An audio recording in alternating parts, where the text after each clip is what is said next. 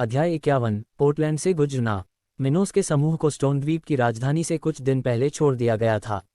इस समय वे पोर्टलैंड शहर में पहुंच रहे थे, जहां से वे महाद्वीप में लौट सकते थे।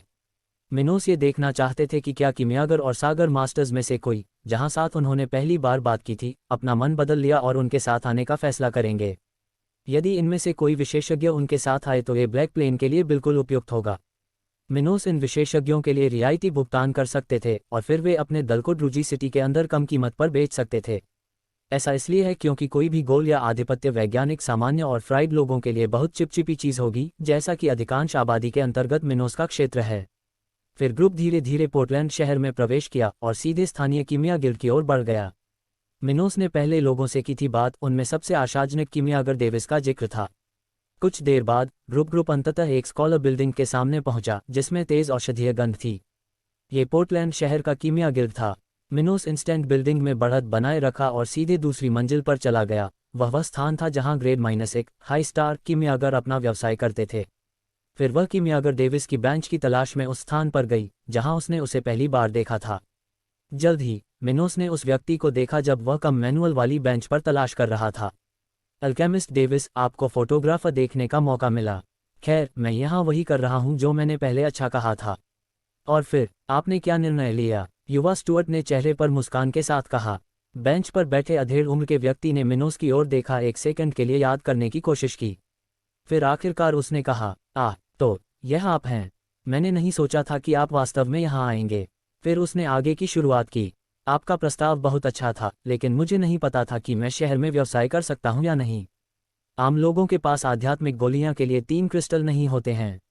मिनोस ने डेविस के संदेह को समझाया और फिर कहा, आप बिल्कुल सही हैं। वास्तव में एक आम आबादी जैसे कि शहर गोलियां, एरे या आध्यात्मिक हथियार नहीं खरीद सकती। और मेरे शहर के कुछ इलाकों में इन वस्तुओं को गायब होने में वास्तव में बहुत समय लगा। लेकिन मेरी सेना के सैनिक ऐसा करने में सक्षम होंगे। मिनोस ने सबसे अच्छे रिश्तेदारों के साथ कहा। मुख्य विवरण में कोई टिप्पणी नहीं है क्योंकि आप अभी तक मेरी सेना के सदस्य नहीं हैं। लेकिन निश्चिंत रहें, आपके जैसे कीमियागर की सेवाओं के लिए भुगतान करने वाले सैनिकों की संख्या छोटी नहीं है। मुझे पूरा विश्वास है कि आप यहाँ ऐसा कर सकते हैं। अल्कमी गिल्ड की तुलना में उनके साथ अधिक व्यवसाय होते हैं।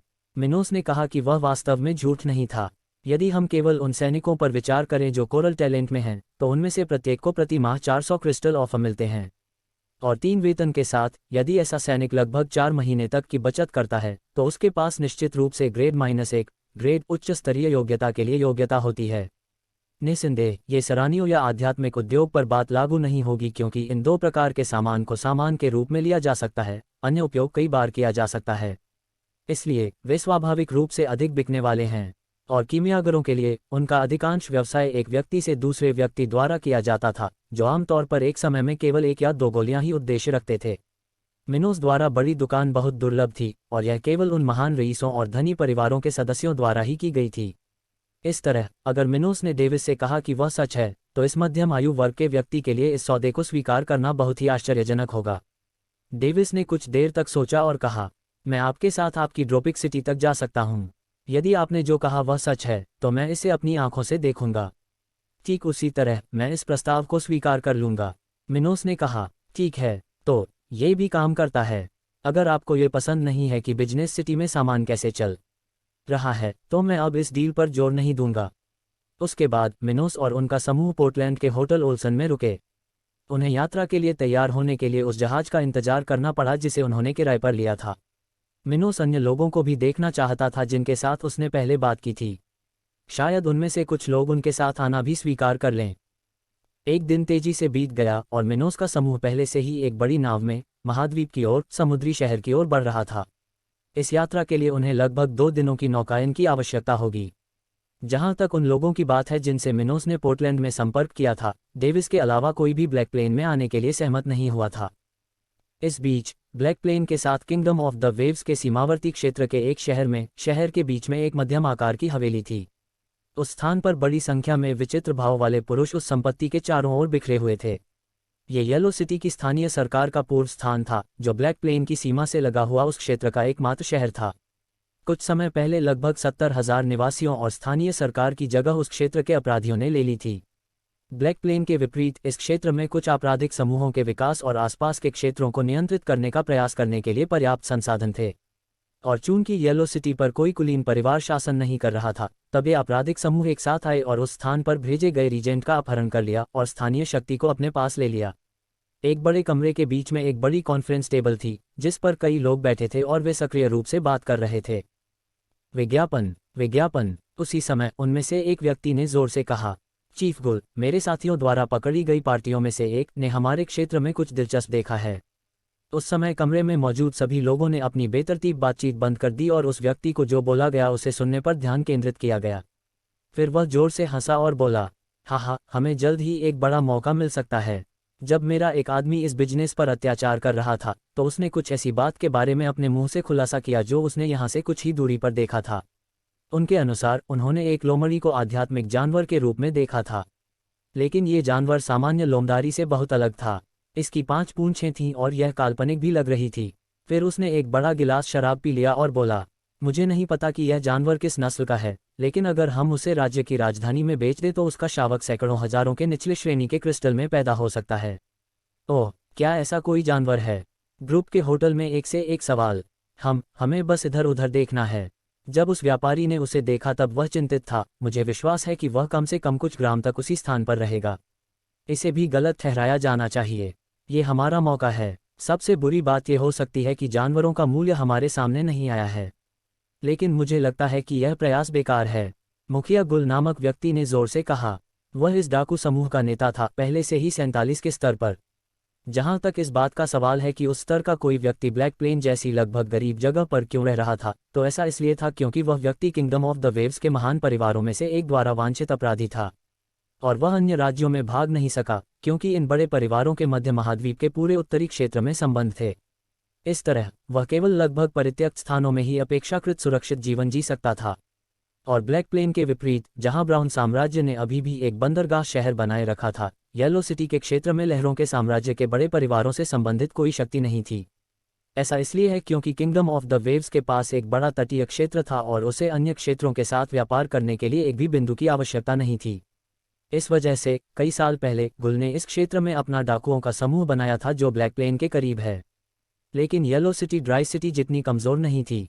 नहीं, जबकि मिनोस द्वारा नियंत्रित शहर में स्तर 39 से ऊपर कोई मूल निवासी नहीं था, गुल के नियंत्रण वाले शहर में सड़कों पर स्तर 40 वाले लोगों को ढूंढना असामान्य नहीं था। ठीक है, हम इस लोमड़ी को ट्रैक करने के लिए 2 समूह भेजने जा रहे हैं। जब यह पाया जाता है तो आप निश्चित रूप से इस पर हमला नहीं कर सकते। हम इसे हल करने के लिए मुझ पर और समूह के कुछ सबसे मजबूत लोगों पर छोड़ देंगे। गुल ने चेहरे पर एक अजीब सी मुस्कान के साथ कहा। इतना ही? चीफ गुल का आदेश सुनते ही कुछ लोग चिल्लाने लगे। जहां तक राज्य के बाहर आए इन आदिवासियों के विषय का सवाल है, पाठशालाएं अपने काम को बेहतर तरीके से करना चाहती हैं। इस क्षेत्र के कुछ परिवारों का ध्यान आकर्षित किया जा सकता है। उनमें से कई लोगों ने अपने सिर से सहमति व्यक्त की। अध्याय 52, सूखे शहर में वापस। 4 दिन और चले और मिनोस का ग्रुप पहले से ही ड्रिच सिटी में पहुंच रहा था। वे समुद्री शहर में तेजी से गुजरात चले गए, लेकिन उनमें से किसी को भी वहां जाने के लिए कुछ नहीं मिला, इसलिए वे उस समय आराम करने के लिए अपनी यात्रा पर निकले बिना रुके। और मिनोस, जो 33 के स्तर पर सामान्य से अधिक समय तक के रिकॉर्ड थे, अंततः 3 दिन पहले सफलता मिली। वह अब 34 के स्तर पर था, जिसने अंततः उसे ग्रेड दिया -2 तलवारों का उपयोग करने के लिए उसे 1 महीने से अधिक समय पहले खरीदा गया था। बेशक ऐसा करने के लिए उसे अपनी सभी तकनीकों का एक साथ उपयोग करना होगा, जिसके लिए उसे बहुत कुछ चाहिए होगा, लेकिन यह जरूरी होगा। अपने वर्तमान स्तर और इस तलवार के साथ वह 42 के स्तर पर भी किसी को हरा सकता है। संयोग से आध्यात्मिक हथियार केवल तकनीक के समर्थन के रूप में उपयोग किए जाने वाले उपकरण नहीं थे। नहीं, अगर ऐसा हुआ तो वे तीसरी मंजिल नहीं होंगी। आजीविका के अलग अलग प्रभाव हो सकते हैं, लेकिन सामान्य तौर पर उपयोगकर्ताओं द्वारा उपयोग की जा रही तकनीक की ताकतों या आध्यात्मिक रूपांतरण को बढ़ाया जा सकता है। वास्तव में ये हथियार मूल्यवान थे। अन्यथा किसान युद्ध के दौरान लाठियों या पत्थरों का उपयोग किया जा सकता है। इसे एक हथियार के रूप में भी इस्तेमाल किया जा सकता है, लेकिन इसका कोई बड़ा प्रभाव नहीं होगा। कुछ में दुर्लभ गुण भी हो सकते हैं, लेकिन ऐसा केवल ग्रेड 3 से ऊपर के दायरे में होता है। इसी तरह मिनोस ने जो तलवारें बनाई उनमें कोई विशेषता नहीं थी, लेकिन फिर भी वह युद्ध में अपने स्कोर को बढ़ा सकता था। इसके बिना वह 41 के स्तर पर अधिकतर किसी से लड़ सकता था। अंतर छोटा हो सकता है, लेकिन ऐसा इसलिए है क्योंकि मिनोस अभी भी 40 स्तर के स्तर तक नहीं पहुंच पाया है, जहां वह किसी भी सीमा के तलवारों का उपयोग कर सकता है। वैसे भी इस अवधि के दौरान जब वे स्टोन द्वीप पर थे, मिनोस के किसी भी सैनिक ने कोई प्रगति नहीं की। उनके जैसे किसी व्यक्ति के लिए मिनोस वेट फास्ट से आगे की स्थापना आसान नहीं थी। एक विचार प्राप्त करने के लिए यहाँ तक कि प्रतिभाशाली लोगों को और कई उपयोगी के साथ आध्यात्मिक सामान्य चरण में एक स्तर वृद्धि में 5 महीने लग सकते हैं। इसलिए इन सैनिकों के लिए यह आसान नहीं होगा जिनके पास केवल नीला साइबेरियाई था और उनके पास बड़ी मात्रा में संसाधन नहीं थे। हालांकि ब्लैक प्लेन आर्मी में उनका वेतन बहुत अच्छा था, लेकिन ड्रू सिटी में आध्यात्मिक गोलियां या सारणियां जैसे कई स्रोत नहीं थे। और जिस अवधि में वे यात्रा कर रहे थे, स्टोन द्वीप पर लीज के साथ वे ज्यादातर 3 गोलियां प्राप्त कर सकते थे, प्रत्येक के पास सभी क्रिस्टल के साथ मौजूद थे। इसलिए जब तक मिनोस कई कीमियागरों को आकर्षित करने के लिए शहर में सफल नहीं हो गए, जो अधिक कीमत वसूलते थे, वे अपनी खेती की गति को ज्यादा नहीं बढ़ा सके। चला गया और ट्रेन का ग्रुप तेजी से घंटे दर मिनट ट्रेन सिटी के पास पहुंचा। वे कुछ किलोमीटर दूर थे, लेकिन इस दूरी से कुछ विवरण देखना उन जैसे किसानों के लिए मुश्किल नहीं होगा। जल्द ही एलेन और एडवर्ड, जो दूसरी गाड़ी में थे, ने पिज्जा सिटी के पास एक बड़ा हरा पैच देखा। उस जगह पर तरह तरह के उपाय उगे थे और शहर से कुछ ही दूरी पर उतनी ही बड़ी एक झील थी, जो वहां से ज्यादा दूर नहीं थी। वाह, ये स्थान वास्तव में केवल 1 वर्ष में ही बहुत विकसित हो गया है, एडवर्ड ने दूर से परिदृश्य का अवलोकन करते हुए कहा। सच में, जब हम यहाँ आए थे तभी ब्लैक प्लेन की खेती शुरू हुई थी, लेकिन अब उसे वहां पहुंचने में बहुत कम समय लगा है जहां वह है। युवा एलेन ने स्थिति का विश्लेषण करते हुए कहा। इसमें अधिक समय नहीं लगा और आध्यात्मिक प्लास्टर ने, जो निगल ले जा रहे थे, शहर के पूर्वी प्रवेश द्वार तक पहुंचने के लिए समूह के लिए दूरी तय की छोड़ दी। ये ड्राई सिटी में हुए कई परिवर्तनों के दौरान बनाया गया नियंत्रण का स्थान था। इस समय लगभग 30 सैनिक शहर के इस प्रवेश द्वार की रखवाली कर रहे थे और जिस किसी को भी यहाँ प्रवेश करना होता उसे उनके बीच से होकर गुजरना पड़ता। देखो, ये युवा मास्टर की गाड़ी है। वह वापस आ गया है, चौकी पर खड़े सिपाहियों में से एक ने जोर से बोला। हे, ऐसा लगता है कि जल्द ही ब्लैक प्लेन आर्मी की ताकतें बढ़ने में सक्षम होंगी। एक अन्य सैनिक, जो 39 के स्तर पर था, ने उत्सुकता से कहा। वह कई सैनिकों में से एक था जो ब्लू टैलेंट और लेवल 39 के साथ खेती में बाधा तक पहुंच गया था। इस तरह केवल बाहरी सहायता से ही वह मजबूत होता जा सकता था, जो बिल्कुल वही था जो मिनोस ला रहा था। शहर में प्रवेश करते समय एलेन और एडवर्ड को एक बड़ा आश्चर्य हुआ। सूखा शहर बिल्कुल अलग था, लगभग ऐसा ही नज़ारा वे किसी दूसरे शहर में दाखिल कर चुके हैं। अब वह पहले स्थान पर वैसी नहीं दिखी थी। अब शहर के विभिन्न विचारधाराओं के बीच संपर्क की सुविधा के लिए कुछ सुव्यवस्थित मार्ग थे और एक साथ कई ट्रेनों के उपकरण के लिए जगह थी। और हालांकि मिनोस समूह के लोगों के अलावा कोई भी इससे गुजर नहीं रहा है, भविष्य में ऐसा होगा। इसलिए पहले से इस तरह के अवशेष गोदामों का निर्माण निश्चित रूप से इस जगह के भविष्य के विकास को बहुत आसान बना दिया गया है। अब शहर के चारों ओर कई पेड़ भी पाए जाते हैं। जब कोई नजर नहीं आता तो और भी सुखद निष्कर्ष निकलता है। बहुत ऐसा लगता है कि श्री मिनोस ने वास्तव में इस जगह को बेहतर बनाने में कोई कसर नहीं छोड़ी। एलेन ने मन ही मन सोचा, क्योंकि वह मिनोस के साथ अपनी साझेदारी से और भी अधिक सुरक्षित महसूस कर रही थी। ब्लैक प्लेन को बेहतर बनाने के दृढ़ संकल्प के साथ मिनोस निश्चित रूप से सफल होंगे, और इसके साथ ही एलेन को भी उसके साथ ऐसे विश्वसनीय शेयर करके बहुत फायदा होगा। और हालांकि मिनोस ने शहर के आकर्षण को बढ़ाने के लिए ऐसा किया और परिणामस्वरूप अपनी ताकत की तलाश की, वह अपने रहने के लिए एक सुखद जगह भी बनाना चाहता था। कुछ शासक केवल अपने क्षेत्र की खोज कर सकते हैं, उस स्थान पर कम से कम निवेश कर सकते हैं और लगभग सभी या यहाँ तक कि सभी जानकारी को अपने पास लेके बारे में सोच सकते हैं। मिनोस ने ऐसा नहीं सोचा था। वह खुद को सिर्फ अपनी हवेली तक ही सीमित नहीं रखना चाहता था। वह चाहती थी कि पूरा शहर सुखद हो। उसके पास निश्चित रूप से ऐसे लक्ष्य थे कि उसे आध्यात्मिक दुनिया भर में यात्रा करने के लिए मजबूर किया जाएगा, लेकिन अंत में उसने अभी भी अपना अधिकांश जीवन यही शहर में बनाया था। और जब वह अपने लक्ष्य को पूरा कर लेता है तो वह उसे ढूंढ लेता है जो उसे प्राप्त करना चाहिए। दुनिया के अन्य सिद्धांतों की यात्रा न करना पड़ता है। ये बेहतर होगा यदि उसके क्षेत्र में सब कुछ हो। यह आरामदायक और जीवन की गुणवत्ता है जब आपकी हवेली में शहर में घूमने की गुणवत्ता नहीं होती है। यदि आप अपने घर में केवल आराम पा सकते हैं तो भले ही आपके पास लाखों क्रिस्टल हों, फिर भी आपका जीवन आपके स्वयं के पदार्थों से नकारात्मक रूप से प्रभावित होगा। इसके बाद समूह ने उस खूबसूरत हवेली की सजावट की, जिसे इस बीच फिर से डिज़ाइन किया गया था कि एलेन यहाँ और अब आई थी। मिस एलेन, अब जब मेरे निवास का विस्तार हो गया है तो हमारे नज़दीकी रेस्तरां के लिए कुछ क्षेत्र हैं। आपको शहर के किसी भी होटल में रहने की आदत नहीं है। आपका यहाँ स्वागत है। मिनोस ने चेहरे पर मुस्कान के साथ कहा। वह केवल सुंदर एलेन का प्रतिसाद नहीं था, बल्कि इसलिए भी कि ड्रू सिटी में ओल्सन परिवार जैसी कोई होटल श्रृंखला नहीं थी, और शहर के नए स्वरूप के बाद पूरे शहर में केवल एक ही होटल बचा था।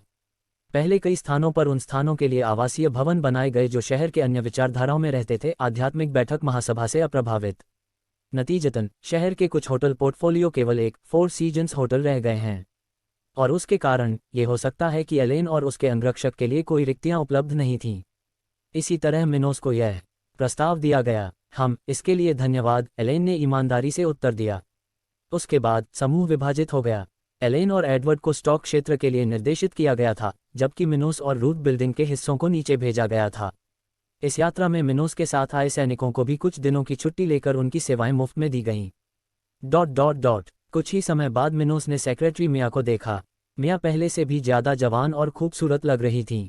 ऐसा इसलिए है क्योंकि वह उस अवधि में 30 के स्तर तक पहुंच गई थी जब मिनोस स्टोन आइलैंड में था।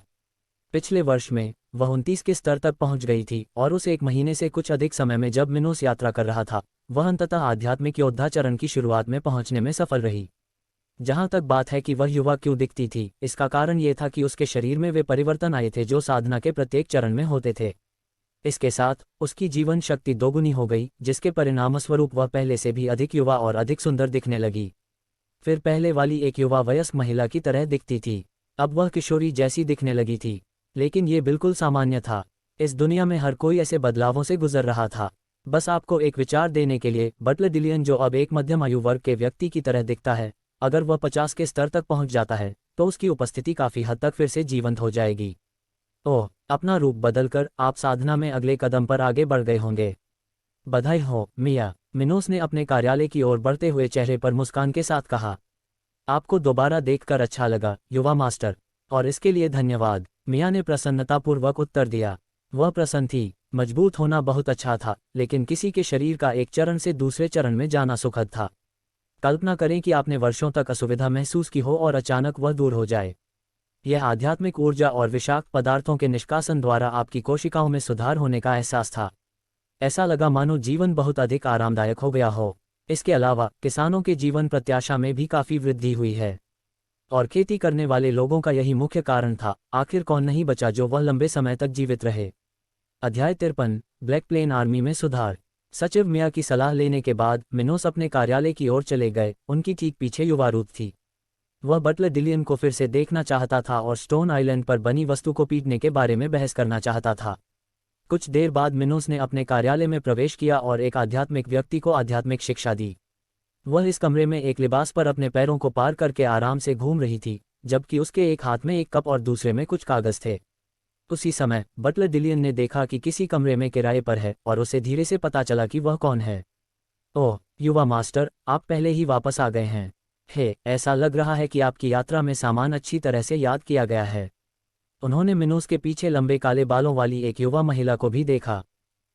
मिस रूथ भी यहाँ हैं। मुझे आशा है कि आपसे देर से मुलाकात होगी। रूथ ने डिलियन की ओर देखते हुए इसकी पुष्टि की। मैम, हम स्टोन द्वीप की राजधानी ओल्ड स्टोन शहर में पहुंचने के तुरंत बाद मिले। वह यहाँ से 1 महीने से अधिक समय तक थी, इसलिए बटलर ये देखने के लिए उत्सुक था कि क्या सब कुछ ठीक हो गया था। बटलर ने फिर एक दोस्त के लिए मुस्कुराया और चेहरे पर गंभीर व्यवहार करते हुए मिनोस से पूछा, फिर स्टोन आइलैंड पर घोड़े कैसे थे? क्या युवा मास्टर को कोई झटका लगा? मैम, मुझे रास्ते में कुछ समस्याएं गायब हैं। मिनोस ने तब से सभी घटनाओं की रिपोर्ट जारी करना शुरू कर दिया जब वह और उनका ग्रुप डांस सिटी से निकले थे। उन्होंने लगभग कुछ भी नहीं छुपाया और हर चीज़ के बारे में बात की। मैरीटाइम सिटी के रास्ते में कोयोट के हमले से लेकर लॉटरी यूथ डेरेल के ग्रुप के खिलाफ घाट पर हमला किया गया और नैश परिवार के साथ उनकी चिंताओं के बारे में बात की गई। उसने एलेना के साथ अपनी मौज मस्ती के बारे में बात नहीं की क्योंकि डिलियन के लिए यह महत्वपूर्ण नहीं था। ये कथन समय डिलियन के चेहरे पर एक जटिल भाव था। आखिरकार उसे पता चला कि उसका मालिक और दोस्त एल्बर्ट स्टुअर्ट की मौत के पीछे कौन था। तो ये वास्तव में सिल्वा परिवार के वे दुखी लोग थे। डिलियन ने स्थिति को बहुत भारी बताया। उसी समय रूथ इस बात से प्रभावित हुई कि वह जिस युवक के साथ यात्रा कर रही थी उसके आसपास बहुत दिलचस्प जगह थी। वह वास्तव में इस स्थान पर ऐसे महत्वपूर्ण परिवार के लोगों को मारने का साहस करता है। मिनोस और डिलियन को कमरे में रूथ की शिष्या की कोई परवाह नहीं थी क्योंकि वह न तो क्षेत्र में लेटर थे और न ही कोई दुश्मन थे, बल्कि मिनोस की मां की शिष्या थी। इसलिए बहन ने अपने बेटों को नुकसान पहुंचाने की कोशिश नहीं की और मिनोस और डिलियन को यह पता चल गया। इस तरह उनके पास सुंदर रूथ के सामने फ्रैंक का कोई कारण नहीं था। लेकिन ये सब बुरा नहीं है। अब हम कम से कम जानते हैं कि हमारा दोस्त कौन है। और युवा मास्टर को अल्पावधि में आपका पता लगाना चाहिए सिल्वा परिवार को। उन्हें तैयार करने में काफ़ी समय लगना चाहिए युवा मास्टर की पहचान। बटलर डिलियन ने विषय बदल दिया और चेहरे पर मुस्कान के साथ कहा, हाँ, लेकिन युवा मास्टर ल्यूक के साथ इस समस्या से हमें वास्तव में फ़ायदा हुआ। कौन जानता था कि नैश परिवार हमारे लिए इतना उदार होगा। मिनोस ने सिर हिलाया और कहा, मम्मा, इसकी वजह से जब मैं स्टोन आइलैंड जाने के लिए निकला था तब की तुलना में मैं और भी अधिक मध्यम श्रेणी के क्रिस्टल के साथ वापस आया। वैसे भी ब्लैक प्लेन आर्मी की सेनाएं कैसी हैं? उनमें से कितने पहले ही 39 स्तर की बाधा तक पहुंच चुके हैं? ठीक है, बहुत से नहीं। फिलहाल हमारे पास केवल 15 और सैनिक हैं जो युवा मास्टर द्वारा खरीदी गई गोलियों की शक्ति को अवशोषित करने के बाद 40 के स्तर तक पहुंच सकते हैं। लेकिन जहां तक 29 स्तर के लोगों की बात है, हमारे पास कई हैं। लगभग 60 सैनिक इस स्तर पर हैं। यदि हम उन्हें आध्यात्मिक गोलियों के साथ स्तर बढ़ाने में मदद कर सकते हैं तो वे कुछ महीने पहले ही स्तर बढ़ाने में सक्षम होंगे। डिलियन ने कहा, मम, ठीक है, यह उतना बुरा नहीं है क्योंकि हमारे अधिकांश सैनिक अपने अपने चरण के मध्य में हैं। इससे हमें अधिक संसाधन हासिल करने का समय भी मिलता है। यदि वे सभी इन गोलियों को प्राप्त करने के लिए तैयार होते तो हम उन्हें वितरित नहीं कर पाते। ऐसी मांग। मिनोस ने बटलर डिलियन को एक स्थानिक अंगूठी सौंपते हुए बात की। यहाँ, दादाजी डिलियन, आप इन गोलियों और आध्यात्मिक हथियारों को सर्वोच्च रैंकिंग वाले सैनिकों को वितरित कर सकते हैं जिन्होंने इसके लिए आवश्यकताओं को पूरा किया है। ठीक है, मैं इसे यथाशीघ्र करने जा रहा हूँ। ठीक है। उस अवधि में जब युवा मास्टर स्टोन द्वीप पर थे, हमारे शहर की जनसंख्या बढ़ती रही और अब हमारे शहर में 47,583 निवासी हैं। हालांकि ये सभी लोग ड्राई सिटी के आसपास से आए थे। डिलियन ने इस महत्वपूर्ण तथ्य को याद करते हुए कहा, ओह, यह अच्छा है। ब्लैक प्लेन की लगभग पूरी आबादी पहले ही हमारे शहर में स्थानांतरित हो चुकी है। समुद्री शहर को छोड़कर, जिसे हमारे संप्रभुता क्षेत्र का हिस्सा नहीं माना जा सकता है, थोड़े समय में कोई और लोग नहीं होंगे हमारे क्षेत्र में ड्राई सिटी के बाहर रह रहे हैं। मिनोस ने बिना किसी भाव के कहा। इसके साथ वे मिनोस के नियंत्रण में वृक्षारोपण क्षेत्र को बढ़ाना जारी रख सकते हैं। भले ही ये थोड़ी सी जनसंख्या वृद्धि थी, फिर भी यह अगले 6 महीनों के लिए पर्याप्त थी। लेकिन उसके बाद यदि मिनोस विस्तार करना चाहता है तो उसे अन्यत्र लोगों को आकर्षित करना होगा। लेकिन अब इसके बारे में चिंता मत करो दादाजी डिलियन। हमें पहले से ही एक जगह मिल गई है जहां हम ड्राई सिटी में और अधिक श्रमिकों को आकर्षित कर सकते हैं। ओह, और हम ये कैसे करने जा रहे हैं? डिलियन ने उत्सुकता से पूछा। ठीक है, हम इसे इस तरह करने जा रहे हैं। मिनोस ने एलेना और एलेन से प्राप्त जानकारी बताना शुरू किया। ये कुछ ऐसा था जो डिलियन को भी नहीं पता था, क्योंकि हाल तक वह सिर्फ एक ऐसा व्यक्ति था जो दिवंगत जनरल एल्बर्ट के मामलों की देखभाल करता था। इसलिए ब्राउन साम्राज्य के बाहर क्या हो रहा था, इसके बारे में उन्हें उतनी जानकारी नहीं थी। वह केवल इन क्षेत्रों का बुनियादी ज्ञान जानता था, जैसा कि उसकी उम्र में कोई भी जानता होगा। लेकिन उन्हें इस बात का विवरण नहीं पता था कि इतने महत्वहीन क्षेत्र में क्या हो रहा था, जैसे कि किंगडम ऑफ द वेव्स और ब्लैक प्लेन के बीच की सीमा। टीस्क, ये वास्तव में युवा मास्टर के लिए सबसे अच्छा विकल्प प्रतीत होता है। इसके साथ कम से कम हम क्षेत्र की महान शक्तियों का ध्यान आकर्षित नहीं करने जा रहे हैं। डिलियन ने मिनोस से जो कुछ सुना था उससे सहमत थे। मिनोस ने फिर आह भरते हुए कहा, वैसे भी, विषय बदलते हुए, उन दोनों युवाओं की प्रगति कैसी है? बहुत अच्छा। जब युवा मास्टर दूर था तब एलिसन 22वें स्तर पर पहुंच गया। जहां तक लड़केली की बात है, वह 23वें स्तर पर पहुंच गया। डिलियन ने चेहरे पर मुस्कान के साथ उत्तर दिया। हालांकि ये दोनों मिनोस जितने तेज नहीं थे, लेकिन उन्हें ड्राई सिटी बलों की प्राथमिकताओं के रूप में पोषित किया जा रहा था। इस कारण से उनकी खेती की गति बहुत अच्छी मानी जा सकती है। माँ, यह अच्छा है। फिर उन्हें वापस लाओ। मैं उन्हें जल्द ही उनके विशेष प्रशिक्षण के लिए भेजूंगा। उनके पास अपने परिवारों के साथ रहने के लिए 1 महीने से अधिक समय है। अब उनके लिए और भी अधिक प्रशिक्षण का समय आ गया है। मिनोस खत्म। इसके बाद तीनों लोग अपने अपने रास्ते चले गए। डिलियन मिनोस से प्राप्त संसाधनों के वितरण से संबंधित मामलों को सुलझाने गए थे। मिनोस अपने निवास पर चला गया और रूथ को आराम करने के लिए जगह मिल गई। कुछ ही समय बाद मिनोस ने अपने स्थानिक साम्राज्य में प्रवेश किया, जो स्टोन द्वीप की यात्रा के दौरान वह उतना नहीं कर सका।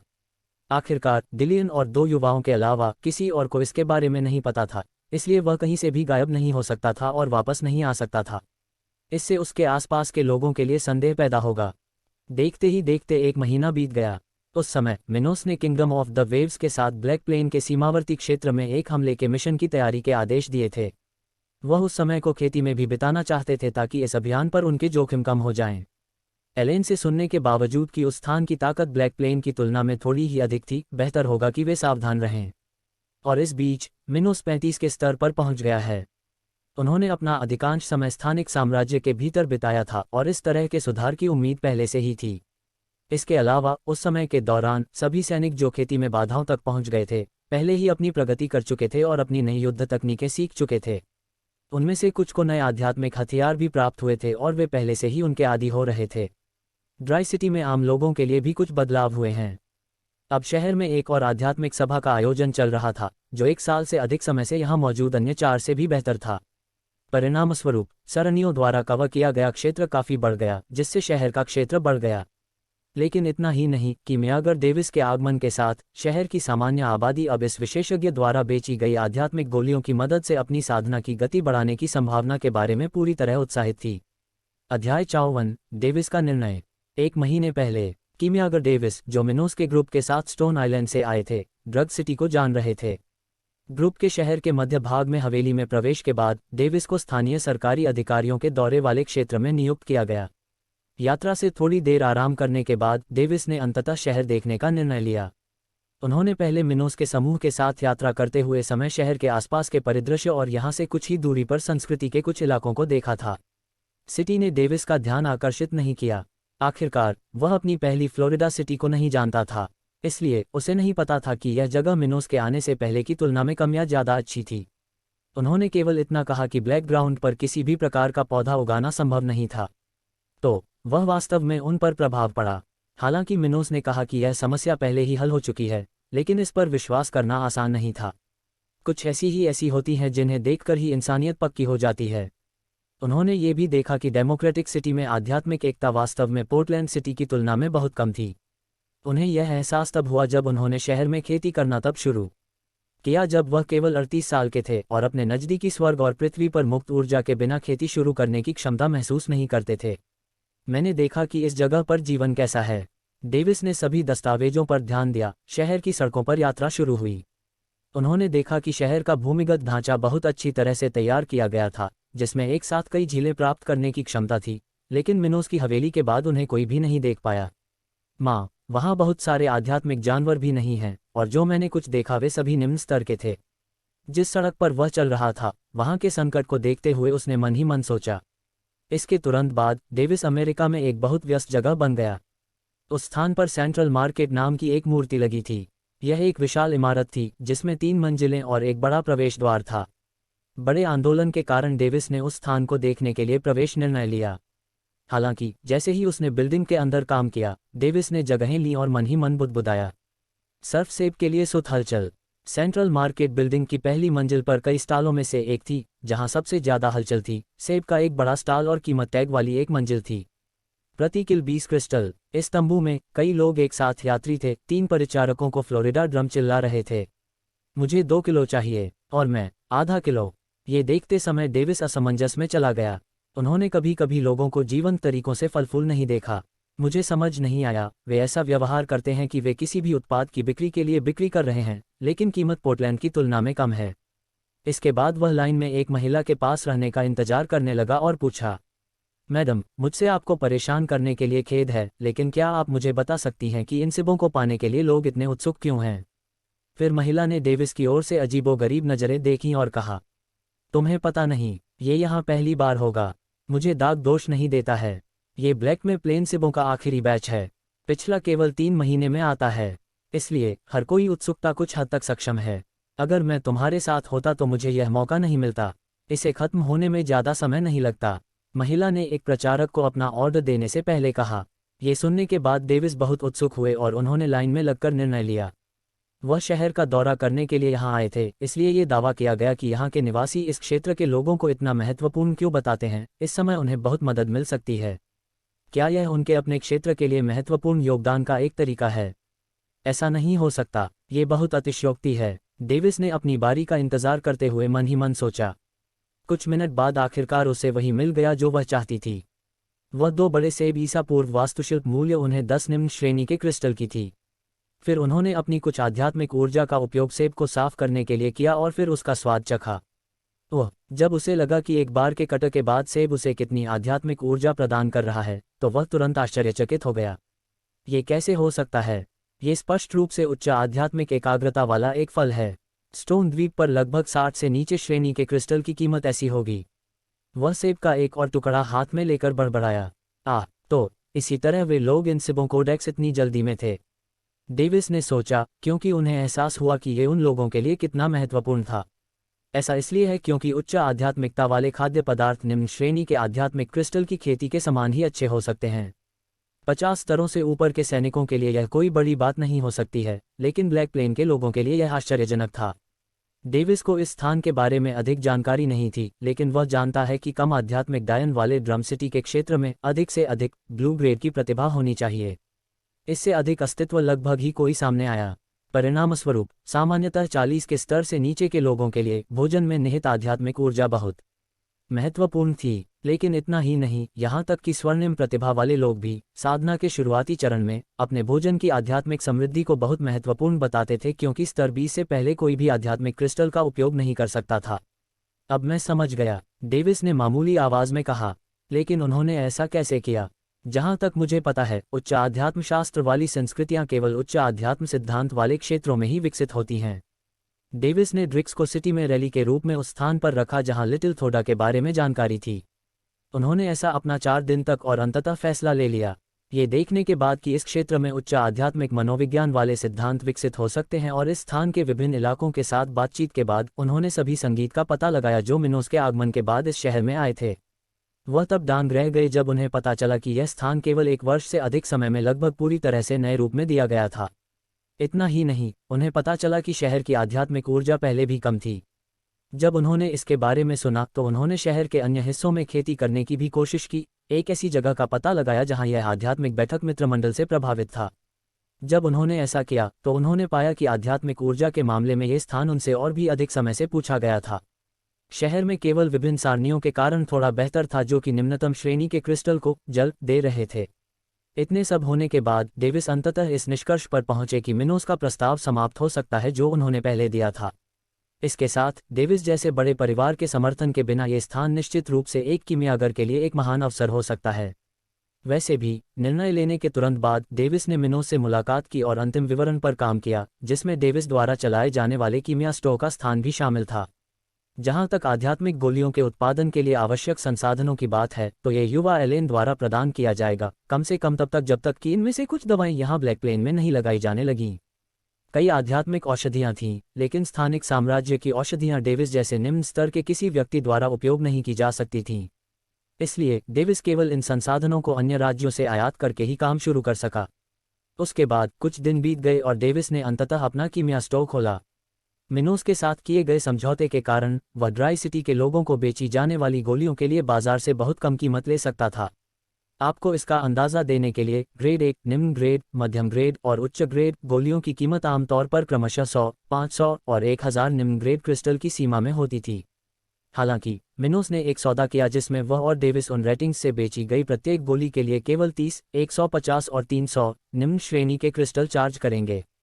ये ड्राई सिटी की आबादी और ब्लैक प्लेन आर्मी के सैनिकों की ताकत बढ़ाने का एक प्रयास था। ये कार्रवाई कम प्रतिभाशाली लोगों को भी इस क्षेत्र में प्रवास के लिए आकर्षित कर सकती है। यह आवश्यक था क्योंकि संस्कृतियों के क्षेत्र में श्रम के लिए कम प्रतिभा वाले लोग इस प्रकार की सेवा के लिए सबसे उपयुक्त थे। आखिरकार उच्च प्रतिभा वाले किसी व्यक्ति को अनाज उगाने के लिए नियुक्त करना बर्बादी होगी। मिनोस का भी लंबे समय तक ऐसा करने का इरादा नहीं था। उन्होंने कुछ कीमियागरों को 20 वर्षों तक सब्सिडी देने की योजना बनाई। उस समय के बाद वैश्विक स्तर पर बिकेगी और अन्य क्षेत्र में उपलब्ध जाने वाले स्टॉक के करीब होगी। हालांकि जब ऐसा हुआ तो ड्रू सिटी में पहले से ही अन्य कारक मौजूद थे जो सैनिकों को आकर्षित कर सकते थे और रख सकते थे। अधिकांश समय ध्यान नहीं दिया गया और जल्द ही ड्रिप शहर की आबादी इस खबर से बहुत उत्साहित हो गई कि एक कीमियागर शहर में एक दुकान खोली जा रही है। अफवाह में यह भी कहा गया कि कीमत इतनी कम होगी कि किसान भी आध्यात्मिक गोलियां खरीदें। अध्याय 55, जीवन भर का मौका। शहर में किसानों के बीच एक बहुत ही लोकप्रिय रेस्तरां में 4 लोगों का एक समूह 2 भोजन के दौरान ब्लैक प्लेन के बागों में अपने दैनिक विश्राम के बारे में सक्रिय रूप से बात कर रहा था। ये कोलोराडो शहर के सामान्य निवासी थे जहां पास में श्वेत प्रतिभा थी। उनमें से एक व्यक्ति जिसके लंबे भूरे बाल थे ने विषय परिवर्तन किया हुआ कहा, ओल्ड रॉय, आप बहुत पहले ही लेवल 29 पर पहुंच गए हैं, है ना? रॉय नाम का शख्स, जो ग्रुप में सबसे बुजुर्ग लग रहा था, उसने अपने दोस्त को देखा और उत्तर दिया, हाँ, मैं 39 साल पहले इस स्तर पर पहुंचा था। अब इसके बारे में बात करने का क्या मतलब है, एरोल? आपने यह अफवाह सुनी होगी कि एक कीमियागर ने यहाँ डीआरजी सिटी में एक दुकान खोली है। पहले तो मुझे अभी भी इस पर संदेह था, लेकिन आज सुबह मैंने एक दुकान के बाहर एक बड़ी दुकान देखी जो मिस्टर मिनोज की हवेली से बहुत ज़्यादा दूर नहीं था। ये देखने के बाद मैंने कुछ देर इंतजार किया और दुकान छोड़ दी। लोगों से एक से पूछा कि वे लोग उस कतार में क्यों थे। बूबो एरोलो ने अन्य 3 आदमियों की ओर देखते हुए कहा जो खाना खा रहे थे। फिर उसने आगे की शुरुआत की। जिस व्यक्ति ने मुझसे पूछा उससे मुझे पता चला कि एक कीमियागर ग्रेड 1 आध्यात्मिक व्यक्ति का ऑर्डर ले जा रहा है। ओह, तो ये वास्तव में सच है। जैसा कि मामला था, श्री मिनोस आमतौर पर कुशल हैं। अन्य 2 लोगों से एक ने कहा, जो ग्रुप के साथ थे। कीमतों के बारे में क्या? मैंने सुना है कि यह सामान्य से बहुत सस्ता था, क्या ये सही है? दूसरे डाउनलोड प्रश्न। एरोल ने फिर से चेहरे पर मुस्कान के साथ उत्तर दिया, हाँ, ये बहुत सस्ता है। एक ग्रेड -1 मीडियम ग्रेड गोल्ड जो किसी को 29 से 30 के स्तर तक पहुंचने में मदद कर सकता है, उसकी कीमत 150 निम्न श्रेणी के क्रिस्टल है। ओल्ड रॉय, जो बियर्स का एक बड़ा मग पी रहा था, ये सुनने के बाद लगभग पूरा मुक दिया गया था। फिर उसने अपनी कुर्सी से उठकर गंभीर सवाल पूछे, क्या आप इसके बारे में निश्चित रूप से क्या जानते हैं? एरोले ने नामांकन किए कहा, मैं आपसे झूठ नहीं बोलूंगा। इसका जवाब रॉय को जोर जोर से हंसने लगे और फिर रेस्टोरेंट छोड़ने से पहले उन्होंने यह बात जोर से कही, हा, ठीक है, आप ग्राउंड में मेरा इंतजार कर सकते हैं, मैं इस स्टॉप पर जा रहा हूँ। उसके बाद रॉय अर्ली रेस्तरां से निकल गया और शहर के मध्य भाग की ओर चला गया। वह इस विचार से बहुत उत्सुक थी कि वह एक ग्रेड 1 मीडियम स्टार आध्यात्म फिल्म खरीद सकती है जो उसकी बाधा को दूर करने में मदद करने में सक्षम होगी। और हालांकि उस गोल की कीमत अभी भी अर्थव्यवस्था के लिए काफ़ी अधिक थी, फिर भी उसकी कीमत बहुत अधिक थी। स्थानीय सरकार के लिए एक किसान के रूप में काम करते हुए उन्होंने पिछले साल लगभग 300 क्रिस्टल को एक साथ जोड़ा था। और अपनी ताकत की सहायता से वह काम पर और अधिक कर सकता है और वेतन वृद्धि भी कर सकता है। बेशक वह अभी भी सबसे अच्छा हिस्सा नहीं था। श्वेत प्रतिभा वाले व्यक्ति के रूप में रॉय 29 स्तर तक सीमित थे और बाहरी मदद के बिना वह आगे नहीं बढ़ेंगी, और इस समय उनकी उम्र लगभग 200 वर्ष थी। इतनी आयु में वह 50 वर्ष से अधिक और जीवित रह सकता था। हालांकि चौथे चरण के सफल आध्यात्मिक गोल के साथ वह अपने जीवन प्रत्याशा को 450 वर्ष तक बढ़ा सकता है। और इसलिए वह इतनी जल्दी में था। अपने जीवन के अंत में एक बूथ व्यक्ति की तरह मोक्ष के किसी भी अवसर का उसकी पूर्ण इच्छाशक्ति से पीछा किया जाएगा। ... जैसे ही रॉय डेविस के रसायन भंडार की ओर बढ़े, कई अन्य लोगों को भी रॉय और एरोल के समूह के समान ही खबर मिली। ये जीवन भर का एक मौका था, जो पहले ही अपने पैरों पर पहुंच गए थे और लगातार बोझ हो रहे थे। इसमें अधिक समय नहीं लगा और ग्रेड 1 मध्यम स्तर आध्यात्म के आदर्श के क्रम में, जो तीसरे चरण से आगे बढ़े में माह थे, हजारों की संख्या को पार कर गए। जैसी कोई चीज़ थी, इतनी कम कीमत के साथ, यहाँ तक कि जो लोग अभी तक अपनी समस्या तक नहीं हैं, वे भी सही समय पर इस्तेमाल करके इन महंगे को खरीद लेते हैं। डेविस ने मन ही मन सोचा जब उसने देखा कि जिस सचिव ने उसे नियुक्त किया है, तो उसने उसे सभी आदेश दिए। ऐसी मांग के साथ, भले ही मेरे पास सभी स्रोत हों, फिर भी मुझे लगभग 4 महीने में इन नूडल का प्रोडक्शन करना पड़ा। डेविस ने अंदर से कहा। उसे खुशी थी कि आखिरकार उसका व्यवसाय चल पड़ा, लेकिन आगे बहुत काम बाकी था। ... उस समय मिनोस ने स्पेटियल किंगडम में अपना प्रशिक्षण छोड़ दिया था, जहां वह 35 के स्तर तक पहुंच गया था। वह उस समय खेती पर ही केंद्रित नहीं रहना चाहती थी। उनकी गणना के अनुसार आध्यात्मिक टूर्नामेंट में 5 महीने से भी कम समय बचा था और उन्हें अभी भी सीमा के उत्तर की ओर की समस्या का समाधान करना था। इस कारण से उन्होंने अंततः सीमांत पर कॉमर्स कंपनियों का सामना करने के लिए जाने से पहले ब्लैक प्लेन पर कुछ और असेंबल मामलों को जोड़ने का निर्णय लिया था। आरंभ करने के लिए उन्होंने एक बैठक में सैनिकों की उपस्थिति दर्ज की, जो पहले से ही सार्जेंट का पद प्राप्त कर चुके थे, बटलर डिलियन और ड्रग सिटी प्रशासन के कुछ सहयोगी दल के साथ। इस बैठक में यह निर्णय लिया गया कि ग्रेट सिटी ब्लैक प्लेन के समुद्री तट पर एक पोर्ट बेस स्थापित किया जाएगा। इस बेस को शुरू में ब्लैक प्लेन आर्मी द्वारा नियंत्रित किया गया था, जब तक कि उस स्थान पर एक शहर का निर्माण नहीं हो गया। फिलहाल उन्हें इस शहर की स्थापना में कोई दिलचस्पी नहीं थी, लेकिन इसका पूरे ब्लैक प्लेन पर नकारात्मक प्रभाव पड़ सकता था। उदाहरण के लिए, पहली समस्या ये थी कि उनके पास शुष्क शहर के मामलों के लिए भी पर्याप्त जनसंख्या नहीं थी। एक बंदरगाह शहर की तो बात ही छोड़ दें। वे एक ऐसे शहर का निर्माण करके समुद्री शहर का ध्यान आकर्षित करने का जोखिम भी नहीं उठाना चाहते थे जो इसके साथ प्रतिस्पर्धा कर सके। इस प्रकार अभी के लिए ये स्थान ब्लैक प्लेन आर्मी का एक शाखा आधार मात्र होगा, जिसका उद्देश्य स्टोन आइलैंड से व्यापारी एलेन नैश को उत्पाद प्राप्त करना और भेजना होगा। ये तय हुआ कि अगली फसल शुरू होने तक बचे 2 महीनों में इस जगह का निर्माण कर लिया जाएगा, और उस समय साइट की सुरक्षा 3 सार्जेंट, 10 कॉपोरल और 20 सैनिकों के एक समूह द्वारा की जाएगी, जो समय समय पर अपनी स्थिति बदल देंगे। उन्होंने अगली फसल के लिए खेती का क्षेत्र बढ़ाने का भी निर्णय लिया। फिलहाल ड्राई सिटी की बेरोजगार आबादी एक ऐसे कार्यबल की आपूर्ति कर सकती है जो अतिरिक्त 100 हेक्टेयर जोड़ सकता है, जिसके परिणामस्वरूप कुल 200 हेक्टेयर भूमि हो सकती है। यदि वे उस क्षेत्र को बढ़ाना चाहते हैं तो उन्हें पहले ब्लैक प्लेन की सीमावर्ती आबादी को आकर्षित करना होगा। ऐसा इसलिए है क्योंकि उस अवधि के बाद कोई और कार्यबल उपलब्ध नहीं होगा। बैठक समाप्त होने के बाद रूथ ने उत्सुकता से सब कुछ देखा, अपनी कुर्सी से उठी और उत्सुक चेहरे के साथ मिनोस से पूछा, और फिर क्या हम लहरों के साम्राज्य के लिए निकलें? मैं आपको कार्य करते हुए देखने के लिए उत्सुक हूँ। रूथ जानना चाहती थी कि मिनोस की असली ताकत क्या थी। ऐसा इसलिए क्योंकि उसने उसे कभी लड़ते नहीं देखा था। जब वे स्टोन आइलैंड पर थे तो उन दोनों की मुलाकात के बाद हुई एकमात्र लड़ाई में वह उससे अलग हो गई थी, लेकिन वह नहीं जानती थी कि क्या मिनोस ने ल्यूक को इसलिए पीटा था क्योंकि उसके पास कुछ शक्तिशाली बाहरी साधन थे, या ये वास्तव में उसकी अपनी शक्ति थी। और मिनोस को तेजी से आगे बढ़ते देखकर रूथ की जिज्ञासा और भी बढ़ गई। तो यह उनके लिए एक सुनहरा मौका था, क्योंकि इस मिशन के दौरान उन्हें कई अपराधियों का सामना करना पड़ सकता था। मैं तुम्हें उस जगह नहीं छोड़ूंगा। मैं देखना चाहता हूं कि क्या तुम मुझसे छुपते रह सकते हो। रूथ ने अपने मुंह के कोनों को थोड़ा ऊपर उठाकर मिनोस से दूर देखते हुए सोचा। वह ये भी जानना चाहती थी कि मिनोस की तकनीक की डिग्री क्या थी। ऐसा इसलिए क्योंकि उनकी साधना गति बहुत असामान्य थी। जहां तक वह जानती थी, स्वर्णिम प्रतिभा वाला कोई भी व्यक्ति उच्च स्तरीय तकनीक के बिना इतनी तेजी से विकास नहीं कर सकता था। तो यदि मिनोस के पास केवल एक ही काली प्रतिभा थी तो उसे अपनी खेती की तकनीक कहाँ से मिली? ये निश्चित रूप से एल्बर्ट से नहीं आ सकता। जहां तक मिनोस की मां की बात है, रूथ को पता था कि ग्रे क्लाउड संप्रदाय में एक ही गोल्डन ग्रेड तकनीक थी, लेकिन ये खेती की तकनीक नहीं थी। तो मिनोस की मां भी इसमें उसकी मदद नहीं कर सकती थी। रूथ ने ये सभी प्रश्न लगभग हर बार खुद से पूछे जब उसने मिनोस की ताकत में वृद्धि देखी, तो वह उसमें और अधिक दिलचस्पी लेने लगी थी।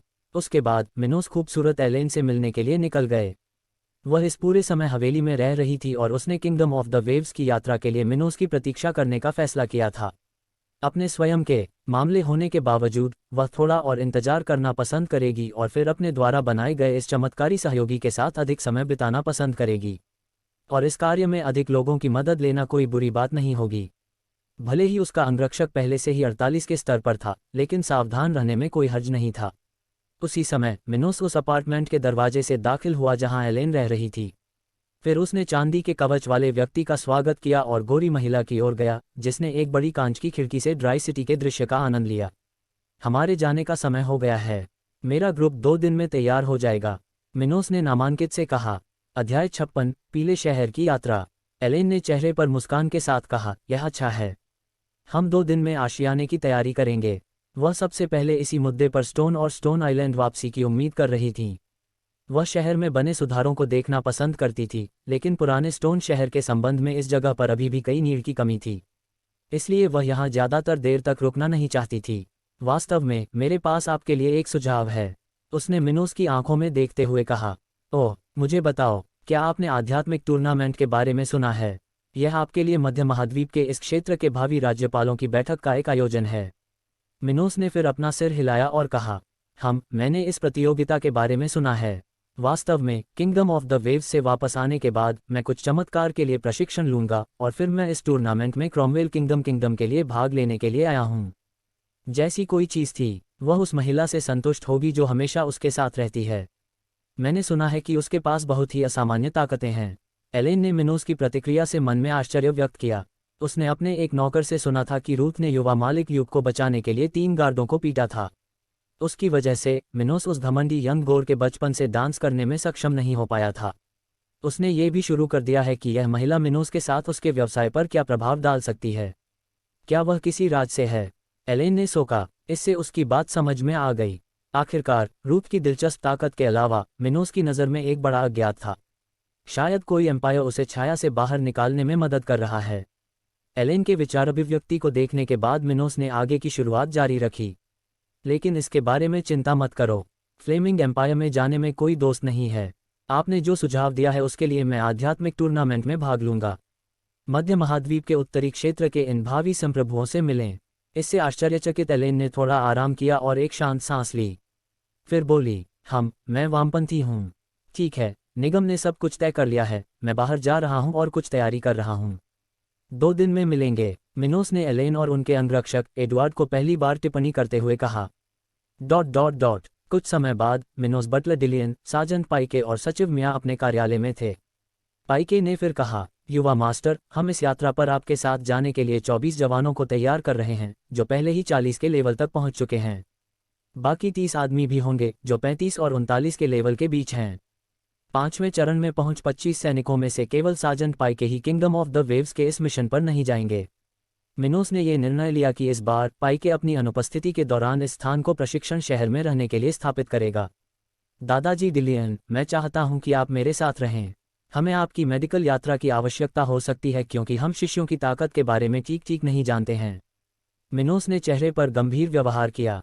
बटलर डिलियन आखिरकार एक योद्धा नहीं थे, बल्कि एक ऐसे व्यक्ति थे जिनकी तकनीक को एक क्षेत्र पर केंद्रित किया गया था, जो कि चिकित्सा थी।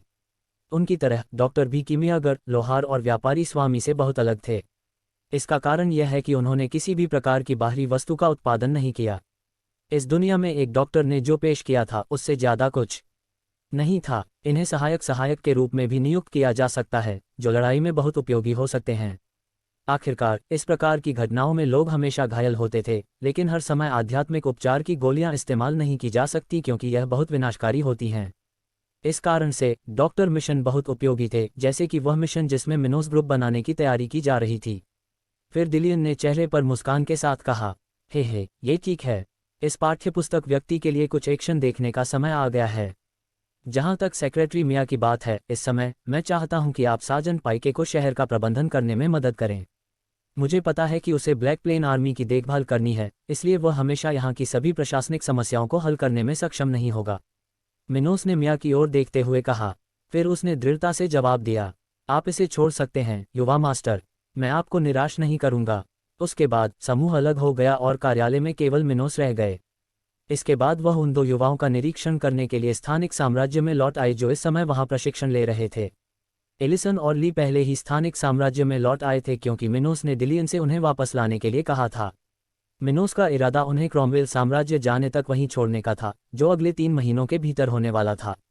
मिनोस ने तब देखा कि दोनों झील के पास स्थित बड़े घर के बगल में एक आध्यात्मिक सेब अपने युद्ध के तकनीशियन का प्रशिक्षण ले रहे थे। तीनों टुकड़ों ने अपनी उपस्थिति का आकलन किया और जल्द ही अपनी ओर दौड़ लगाए।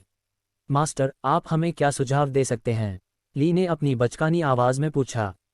तुम क्या जानना चाहते हो? उसके बाद मिनोस ने दोनों बच्चों को सलाह देना शुरू कर दिया और उनके साथ ही शंघाई में ये भी दिखाया कि उन्हें अपने स्कूल में पढ़ाई बढ़ाने के लिए कैसे काम करना चाहिए। कुछ समय बाद ली और एलिसन ने अपना युद्ध प्रशिक्षण जारी किया, जबकि मिनोस उन्हें करीब से देख रहे थे। समय समाप्त हो गया और kingdom of the waves mission की पूरी तैयारी हो गई। सभी 54 सैनिक जो इस यात्रा पर जा रहे थे पहले से ही अपने अपने सामान में थे, जबकि मिनोस, रूथ, डिलियन, एलेन और एडवर्ड उनके साथ थे। वे येलो सिटी की यात्रा से उत्तर की ओर चले गए, जो कि ग्रेसी सिटी से लगभग 1500 किलोमीटर दूर था।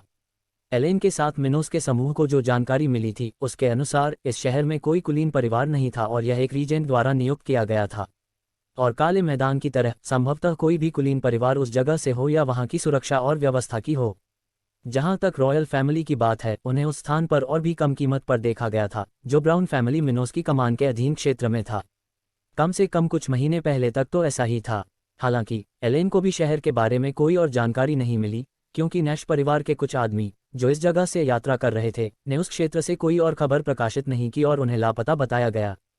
जहां तक एलेन को पता था, उस समय से पहले येलो सिटी में डाकुओं के कई समूह थे, लेकिन उन्होंने अभी तक उस क्षेत्र की सरकार को सार्वजनिक रूप से आश्चर्य में नहीं दिखाया था। कम से कम उन लोगों के लिए जिनमें वह स्थान पर क्या हो रहा था, इसकी खबर मिली। इन कम्युनिटी का आश्रम माध्यम स्थित था, और जब तक व्यापारी कुछ आपूर्ति अदा करते हैं, वे इस क्षेत्र से आसानी से गुजरात जा सकते हैं। मिस एलेन, आपको इन डाक के नेताओं के बारे में क्या जानकारी है? डिलियन ने शांति से पूछा। एलेन ने इससे इनकार करते हुए अपना सिर हिलाया, कहा, मुझे नहीं पता, लेकिन वह अभी तक आध्यात्मिक राजा तक नहीं है। मुझे इस बात का भरोसा है। हमारी जानकारी के अनुसार इनमें से कुछ डाकू मध्य महाद्वीप के विभिन्न रूपों से प्रसिद्ध भगोड़े होंगे, लेकिन यदि उनके अनुसार पहले कोई आध्यात्मिक राजा के चरण तक पहुंचा हो तो वे निश्चित रूप से यहाँ नहीं होंगे। मुझे नहीं पता कि आप जानते हैं या नहीं, लेकिन मध्य महाद्वीप के उत्तर में हत्यारों का एक बड़ा संगठन है।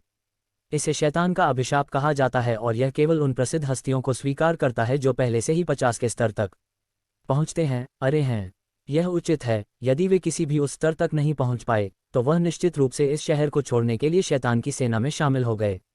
और फिर भी पीला आकर्षक शहर थोड़ा अधिक मजबूत हो गया। कोई नहीं भी आध्यात्मिक राजा ऐसा नहीं चाहते थे ऐसी जगह पर रहो। एलेन ने गंभीर भाव से कहा। शैतान का खतरा हो, डिलियन ने मन में सोचा। यह उस संगठन का नाम था जिसने सिल्वा परिवार को पूर्व जनरल एल्बर्ट को मारने में मदद करने के लिए 2 हत्यारों को भेजा था। स्कर्जेस ऑफ द डेविल, हत्याओं पर केंद्रित एक आपराधिक संगठन के बावजूद वे इस क्षेत्र के कुछ सबसे कमजोर राज्यों के समान ही मजबूत थे। और यही कारण है कि किसी भी बड़े परिवार ने मध्य महाद्वीप के इस हिस्से में अपना पीछा नहीं किया। जब तक कोई बड़ा नामांकन न हो, कोई भी उस संगठन के साथ नहीं जुड़ना चाहता। आखिरकार, हालांकि वे अधिक 3 नहीं थे, सभी सदस्य आध्यात्मिक राजा थे। और इससे भी बुरी बात यह थी कि किसी को नहीं पता था कि इस ग्रुप का मुख्यालय कहाँ है। इसलिए किसी के लिए भी शैतान के संकट के खिलाफ खुलकर काम करना कॉम्प्लेक्स था, जिससे इस महाद्वीप के उस क्षेत्र के कई देशों के लिए एक सपना बन गया। यही कारण था कि एलेन को इतना महत्व देने के लिए कहा गया था कि पायले शहर में कोई आध्यात्मिक राजा नहीं था। मैं नवीनतम हूँ, मिनोस ने अपने चेहरे पर विचार करते हुए कहा। ये भविष्य में उसकी प्रतिशोध की सूची में एक संगठन था। बटलर डिलियन ने सबसे पहले इस ग्रुप में मिनोस और एल्बर्ट पर हुए हमलों में अपनी भागीदारी के बारे में बताया था। ... उसके बाद 2 दिन पहले प्रस्थान किया गया और मिनोस का समूह पहले ही येलो सिटी की सबसे अधिक दूरी तय कर चुका था। वे अगले कुछ घंटों में अपने लक्ष्य तक पहुंच सकते थे और शहर के निकट शिविर स्थापित करने की तैयारी शुरू कर दी थी। ... पाइली सिटी की एक विशेष हवेली में एक आदमी दौड़ता हुआ उस कार्यालय में आया जहां डाक का नेता था। चीफ गुल, हमें वह फॉक्स और उसका बच्चा मिल गया। अध्याय 57, मिशन की शुरुआत। उस समय येलो सिटी के डाक कर्मचारियों के नेता अपने कार्यालय में 3 अन्य लोगों के साथ थे जब दरवाजा खुला और एक कर्मचारी ने उन्हें बताया कि उन्हें अजीब लोमड़ी और उनके शावक का पता चला है। तो वह कहाँ है? कमरे में मौजूद एक आदमी ने उत्सुकता से पूछा। बाकी 2 आदमियों ने भी बहुत कुछ देखा और उस व्यक्ति पर ध्यान देने लगे। ये खबर दी गई थी। वह यहाँ से लगभग 500 किलोमीटर दूर येलो सिटी में एक गुफा में है। नाबालिग को चिंता करने की जरूरत नहीं है, वह बहुत बेकार है और उसे जल्द ही वह जगह नहीं छोड़नी चाहिए। जिस दोस्त ने ये खबर दी थी उसने चेहरे पर मुस्कान बिखेरी कहा। हाँ, अच्छा, हम माँ और शावक दोनों को पकड़ने के लिए एक अभियान की तैयारी कर रहे हैं, चीफ गुल ने कहा, जो अमावस्या से लेकर अब तक चला आया है। वैसे इस जानवर की खेती की स्थिति क्या है? 3 में से एक आदमी ने उत्सुकता से पूछा। शिकार समूह के नेताओं ने कहा कि उन्हें खेती के 5वें चरण में होना चाहिए। दोस्त ने तुरंत उत्तर दिया, अगर यह सामान्य स्थिति में होता है तो हत्या के इरादे से ऐसे जानवरों को पकड़ने के बिना हमारे लिए विनाशकारी होता है। लेकिन अभी अभी अपने शावक को जन्म दिया है, इसलिए ये तय करना मुश्किल नहीं होगा, गुल ने जोर से कहा। गुल फिर उन 3 आदमियों में से एक की ओर मुड़ी और बोली, लिडो, जाओ और हमारे शिकार की तैयारी करो। मेरा मानना है कि लेवल 44 से ऊपर के 10 लोग सक्षम होंगे। हमारे सभी कमांडरों को बुलाओ। 3 लोगों में से एक, जिसका नाम लिडो था और जिसका लेवल 45 था, ने हिल सिरिया और इस मामले को स्टूडियो के लिए जल्दी से ऑफिस छोड़ दिया। कमरे में अन्य 2 में से वे भी लिडो के समान स्तर पर थे और येलो सिटी डाकू समूह के अंदर चंचल में गुल से ठीक नीचे थे। इतना ही नहीं, इन तीनों में से प्रत्येक के पास अपने शिष्यों के रूप में लेवल 44 पर 2 कमांडर थे जो बदले में समूह के बाकी हिस्सों को नियंत्रित करते थे। ये वह शक्ति संरचना थी जहां गुल ने इस शहर को नियंत्रित करने के लिए स्थापित किया था। मुखिया गुल ने फिर अन्य 2 लोगों को देखा जो अभी भी कमरे में थे और कहा, बाकी को अंतिम रूप दें। जब हम शहर के सबसे मजबूत लोगों को छोड़ेंगे तो ये केवल 43 के स्तर पर होगा। ठीक है बॉस, जितना जल्दी हो सके सब कुछ तैयार कर लें, दोनों ने जवाब दिया और फिर कमरे से बाहर चले गए। हे, ऐसा लग रहा है कि आखिरकार मुझे एक महान अवसर मिलने वाला है। इसमें ज़्यादा समय नहीं लगा और जिन लोगों ने पहले मेरा पीछा किया था वे सभी मारे गए। हाँ, गुल उन्मत्त हंसते हुए जोर से बोली। ... कुछ घंटों बाद मिनोस ग्रुप ने येलो सिटी से 30 किलोमीटर दूर एक छोटा सा शिविर स्थापित किया जहां उनके ग्रुप एक्शन के लिए प्रतीक्षा की गई। उन्होंने उस स्थान पर रुकना चुना क्योंकि यह शहर से बहुत दूर नहीं था, क्योंकि इसमें कुछ उपकरण और चट्टानी संरचनाएं भी थीं जो आंखों के समूह को छिपा सकती थीं। मिनोस ने एक सैनिक की ओर देखते हुए कहा, सार्जेंट हैम्बर्ट, 10 कॉपोरल का एक समूह और इस क्षेत्र में सक्रिय इन क्रिमिनल कम्युनिकेशन के बारे में जानकारी इकट्ठा करने के लिए येलो सिटी का दौरा करें। लेकिन ऐसे लैपटॉप डेटा जो सामान्य हों और एक दूसरे से अलग हों। आपको इस टीम को 5 छोटे उद्यमियों में भी विभाजित किया जाना चाहिए जो शहर के अंदर ध्यान आकर्षित नहीं करते हैं। ये संग्रह करें और जितना जल्दी हो सके वापस आ जाएं। लौटें, आप इसका नेतृत्व करेंगे काम। ठीक है युवा मास्टर, मैं इसे यथाशीघ्र बदलता हूँ, सार्जेंट हैम्बर्ट ने तुरंत उत्तर दिया। फिर उसने तुरंत 10 लोगों को इकट्ठा किया और येलो शहर की ओर चल दिया। उसी समय युवा एलेन वहां के पुष्पगुच्छ में थे जहां मिनोस और चेहरे पर मुस्कान के साथ कहा गया था, आप बहुत सावधान रहें और ऐसा लगता है कि आपको इसमें बहुत अनुभव हुआ है। क्या आपने पहले भी इस तरह का काम किया है? ये सुनकर आश्चर्य हुआ। रूथ, जो सैनिक घर पर कुर्सी पर बैठा था, उसने भी मिनोस की ओर से आशा की खोज की। एलेन और रूथ की मछली को सुनने और देखने पर मिनोस धीरे से हंसे और बोले, कमोबेश यही ... कुछ ही मिनट बाद चला गया और sergeant Humbert studio group yellow city में आ गया। जैसे वे क्षेत्र लगभग 10 आदमियों के साथ 3 गाड़ियां उस शहर से पूर्व की ओर जाने वाले स्टॉक। ये देखकर हम्बर्ट, जो समूह में एकमात्र आध्यात्मिक जनरल था, ने कभी कभी निष्कर्ष निकाला और मन ही मन सोचा, 10 लोग, और वे सभी कम से कम 44 के स्तर पर हैं। सबसे मजबूत 47 के स्तर पर है। क्या ऐसा हो सकता है कि यहाँ कोई बड़ा कारोबार न हो? कोई बात नहीं, जल्दी चलो ही इस जगह के बारे में जान लेते हैं। उसके बाद उसने समूह पर ध्यान देना बंद कर दिया और शहर में प्रवेश किया। इस बीच एक गाड़ी में गुल मछलियां और दर्शन लगी। ये सिर्फ आध्यात्मिक योद्धाओं का एक समूह है और 40 के स्तर का एक व्यक्ति है। वे येलो शहर में कुछ नहीं कर सकते। आदिवासियों का एक और समूह होगा जो नहीं जानता कि यहाँ क्या हो रहा है। शहर में प्रवेश करने पर अलग अलग दिशाओं के अनुसार हैम्बर्ट का समूह जल्द ही अलग हो गया। ड्रग सिटी से बहुत बड़ा शहर होने के बावजूद वे देख सकते थे कि यह जगह कहीं अधिक अव्यवस्थित और दरिद्र थी। बेशक ये केवल उन महीनों के दौरान मिनोस द्वारा किए गए कार्य के कारण था जब वह ड्रग सिटी चला रहा था। इस अवधि से पहले पीला शहर निश्चित रूप से इन सैनिकों के पुराने शहर के संबंध में सभी पदों में जीत हासिल करेगा। हम्बर्ट ने यह भी देखा कि आध्यात्मिक सराहनियों से पहले इस स्थान की आध्यात्मिक ऊर्जा शहर की तुलना में कुछ बेहतर थी। दरअसल अपने शहर के वर्तमान आध्यात्मिक सिद्धांत में भी वह येलो शहर को मुश्किल से हरा पा रहा था। जैसे ही समूह निकला, हम्बर्ट पीस शहर के चारों ओर घूम रहा था, जैसे कि वह इस जगह से एक साधारण राहगीर हो। वह लगातार लोगों और जगह जगह नजर रख रहा था। जब भी उसे कुछ ऐसा दिखाई देता था जो उसका ध्यान आकर्षित करता था, तो वह जांच करता था। दिलचस्प बात यह है कि इस जगह पर कम से कम 80 के स्तर तक पहुंचने वाले सैनिक पहले ही पहुंच चुके हैं। वह मन ही मन बुदबुदाया। और वास्तव में मिनोस द्वारा बनाई गई पेंटिंग से पहली पीली पेंटिंग सिटी कहीं भी बेहतर थी। वे प्रतिभा वाले लोगों के लिए कुछ ग्रेड 1 उच्च श्रेणी आध्यात्मिक गोलियां भी खरीद सकते हैं ताकि वे अपने बच्चों को दूर कर सकें। वैसे भी शहर के मध्य भाग में एक बड़े विज्ञापन पर रुकते समय हम्बर्ट एक काउंटर पर रुका जिसमें कई फल थे और उस व्यवसाय को बताया गया था। दोस्त, मेरे लिए 2 सेब ले लो। यहाँ यह है, ये 20 निम्न श्रेणी के क्रिस्टल हैं, बिजनेसमैन ने कहा, जबकि उनके पास एक पेपर बैग 2 सेब थे। उसके बाद हम्बर्ट ने कुछ देर तक व्यापारियों से बात की और फिर शहर की ओर चल दिया। वह इलाके और डाक की सेना को पहचानना चाहता था, लेकिन एक साथ मिलकर अन्य लोगों की सेवा के लिए सूचना देना चाहता था। फिर उसने एक सेब को साफ किया और उसमें से एक बड़ा टुकड़ा खाया। कम आध्यात्मिक एकाग्रता। आध्यात्मिक ऊर्जा में उतने ही कमजोर जितने पहले ड्राई सिटी में बिकने वाले फल थे। उसी समय येलो सिटी के विभिन्न हिस्सों में 5 समूह, जिनमें से प्रत्येक में 2 सैनिक थे, तेजी से कहीं भी होने वाली बातचीत और चर्चाओं में घुसपैठ कर रहे थे।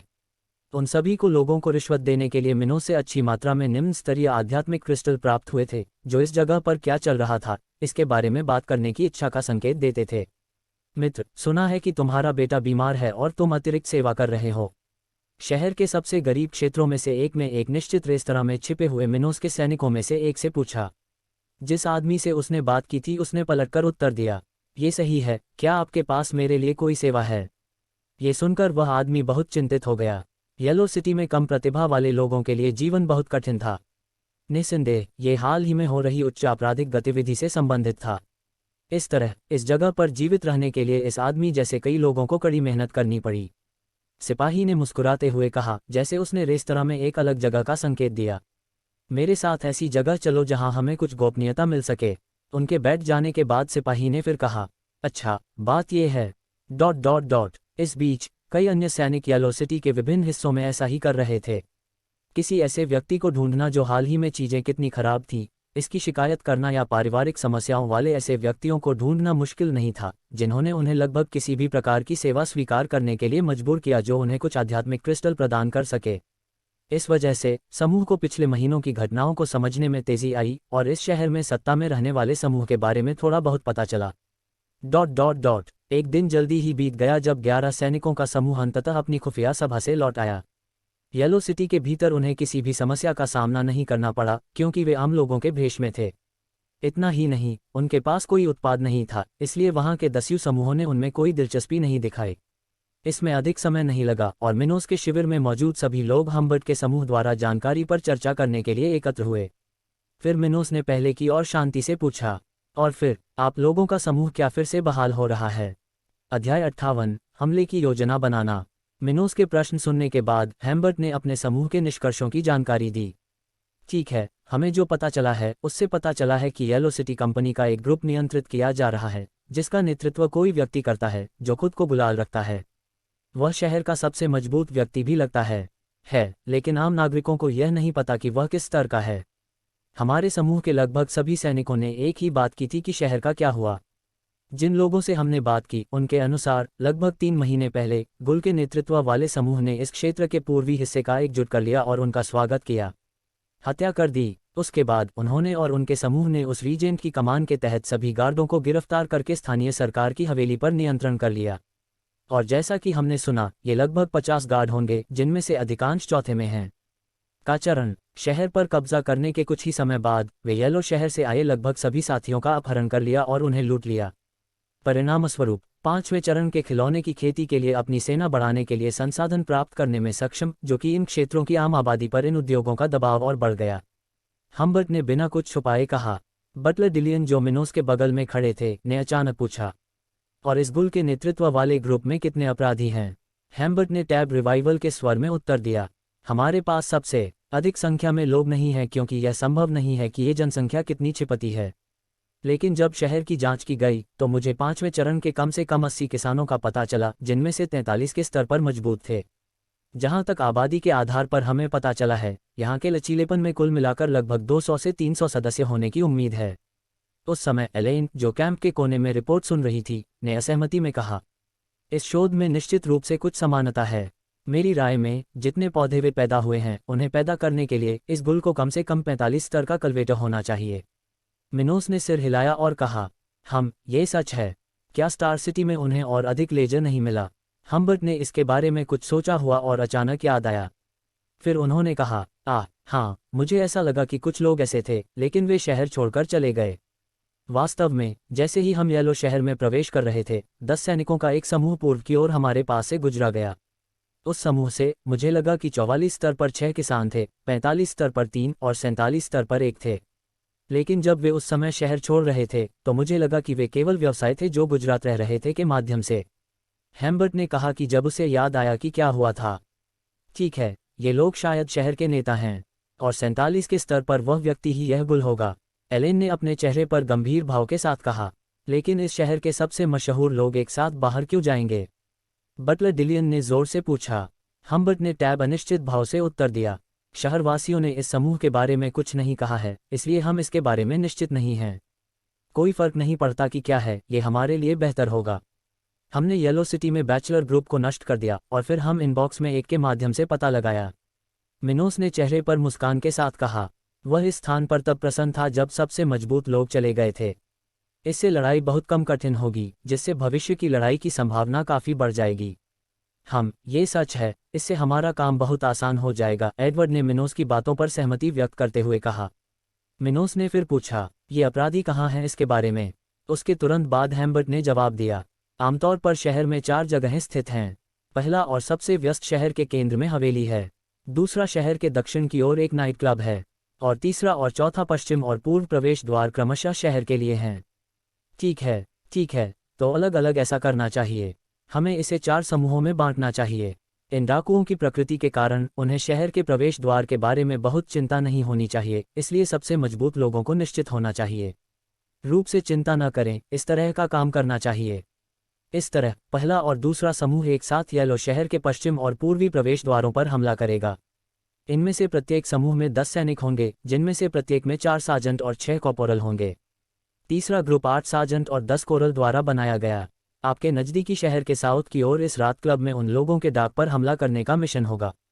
मैं एक बड़ा ग्रुप भेज रहा हूं क्योंकि इस स्थान पर कुछ मजबूत हो सकते हैं, क्योंकि यह संभावना है कि वह मनोरंजन का वह स्थान है जहां इन जूतों का काम किया जाता है।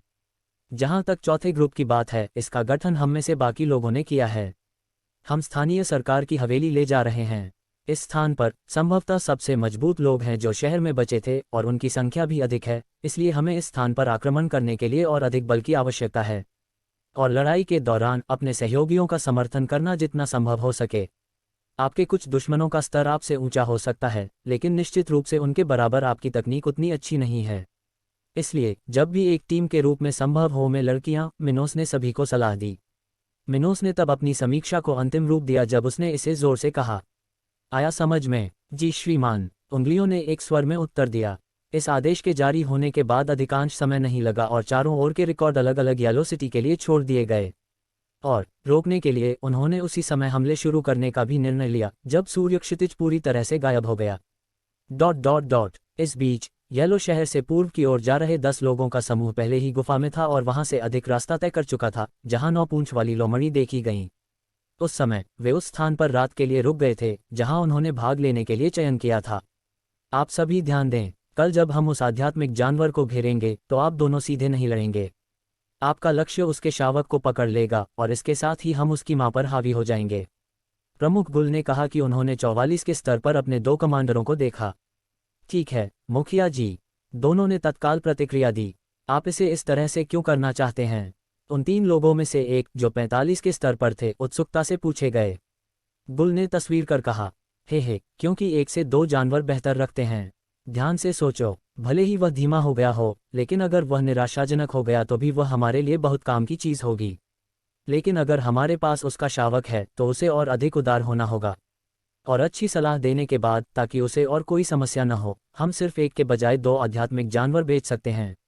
बेशक बाजार में शावक की कीमत अधिक होगी क्योंकि बड़े जानवर को नियंत्रित करना अधिक कठिन होता है, लेकिन कुछ लोगों को उस तरह का जानवर भी पसंद होता है।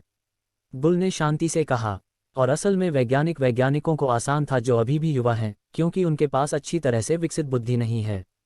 इसी तरह किसी भी आध्यात्मिक जानवर के बच्चों को मध्य महाद्वीप के किसी भी हिस्से में स्वाभाविक रूप से अधिक महत्व दिया जाएगा। जहां तक वयस्क आध्यात्मिक जानवरों की बात है, जैसे कि माँ लोमड़ी, उनके पास अधिक बुद्धिमत्ता थी, जिससे उन्हें वश में करना अधिक चुनौतीपूर्ण हो गया। हालांकि गुल की योजना में एक समस्या थी, वह ये थी कि 5वें चरण का जानवर कितना बुद्धिमान हो सकता है। ऐसा इसलिए है क्योंकि मध्य महाद्वीप के उत्तर में हर कोई नहीं जानता था कि एक आध्यात्मिक जानवर 5वीं अवस्था में पहुंचने पर एक वयस्क इंसान जितना बुद्धिमान होगा, यहाँ तक कि मानव भाषा भी बोल सकता है। और ऐसी बुद्धि वाले जानवर को वश में करना असंभव था। जहाँ तक इस बात की बात है कि सभी लोगों को इस जानकारी के बारे में क्यों नहीं पता था, ठीक है, ऐसा सिर्फ इसलिए था क्योंकि मध्य महाद्वीप के उत्तर में उस स्तर के इतने सारे आध्यात्मिक जानवर नहीं थे, और जो कुछ अस्तित्व में थे वे लगभग सभी उच्च स्तरीय परिवारों से संबंधित थे। और अगर इन परिवारों को इसके बारे में पता भी था, तो इसका मतलब यह नहीं था कि वे उस जानकारी को सार्वजनिक रूप से प्रकट करेंगे। ऐसा इसलिए है क्योंकि अगर आम लोगों को इसके बारे में पता होता तो वे इन बेहतर रैंक वाले जानवरों को बेचने के बजाय उन्हें बनाने का निर्णय ले सकते थे। इससे ये जानवर अपने परिवार का हिस्सा महसूस करेंगे और 5वें चरण में पहुंचने के बाद भी वे अपने मानव रिश्तेदारों के प्रति बहुत वफादार रहेंगे। और इससे निस्संदेह महान कुलीन परिवारों का प्रभाव कम हो जाएगा क्योंकि उनकी ताकत का एक हिस्सा आध्यात्मिक जानवरों से भी बना है।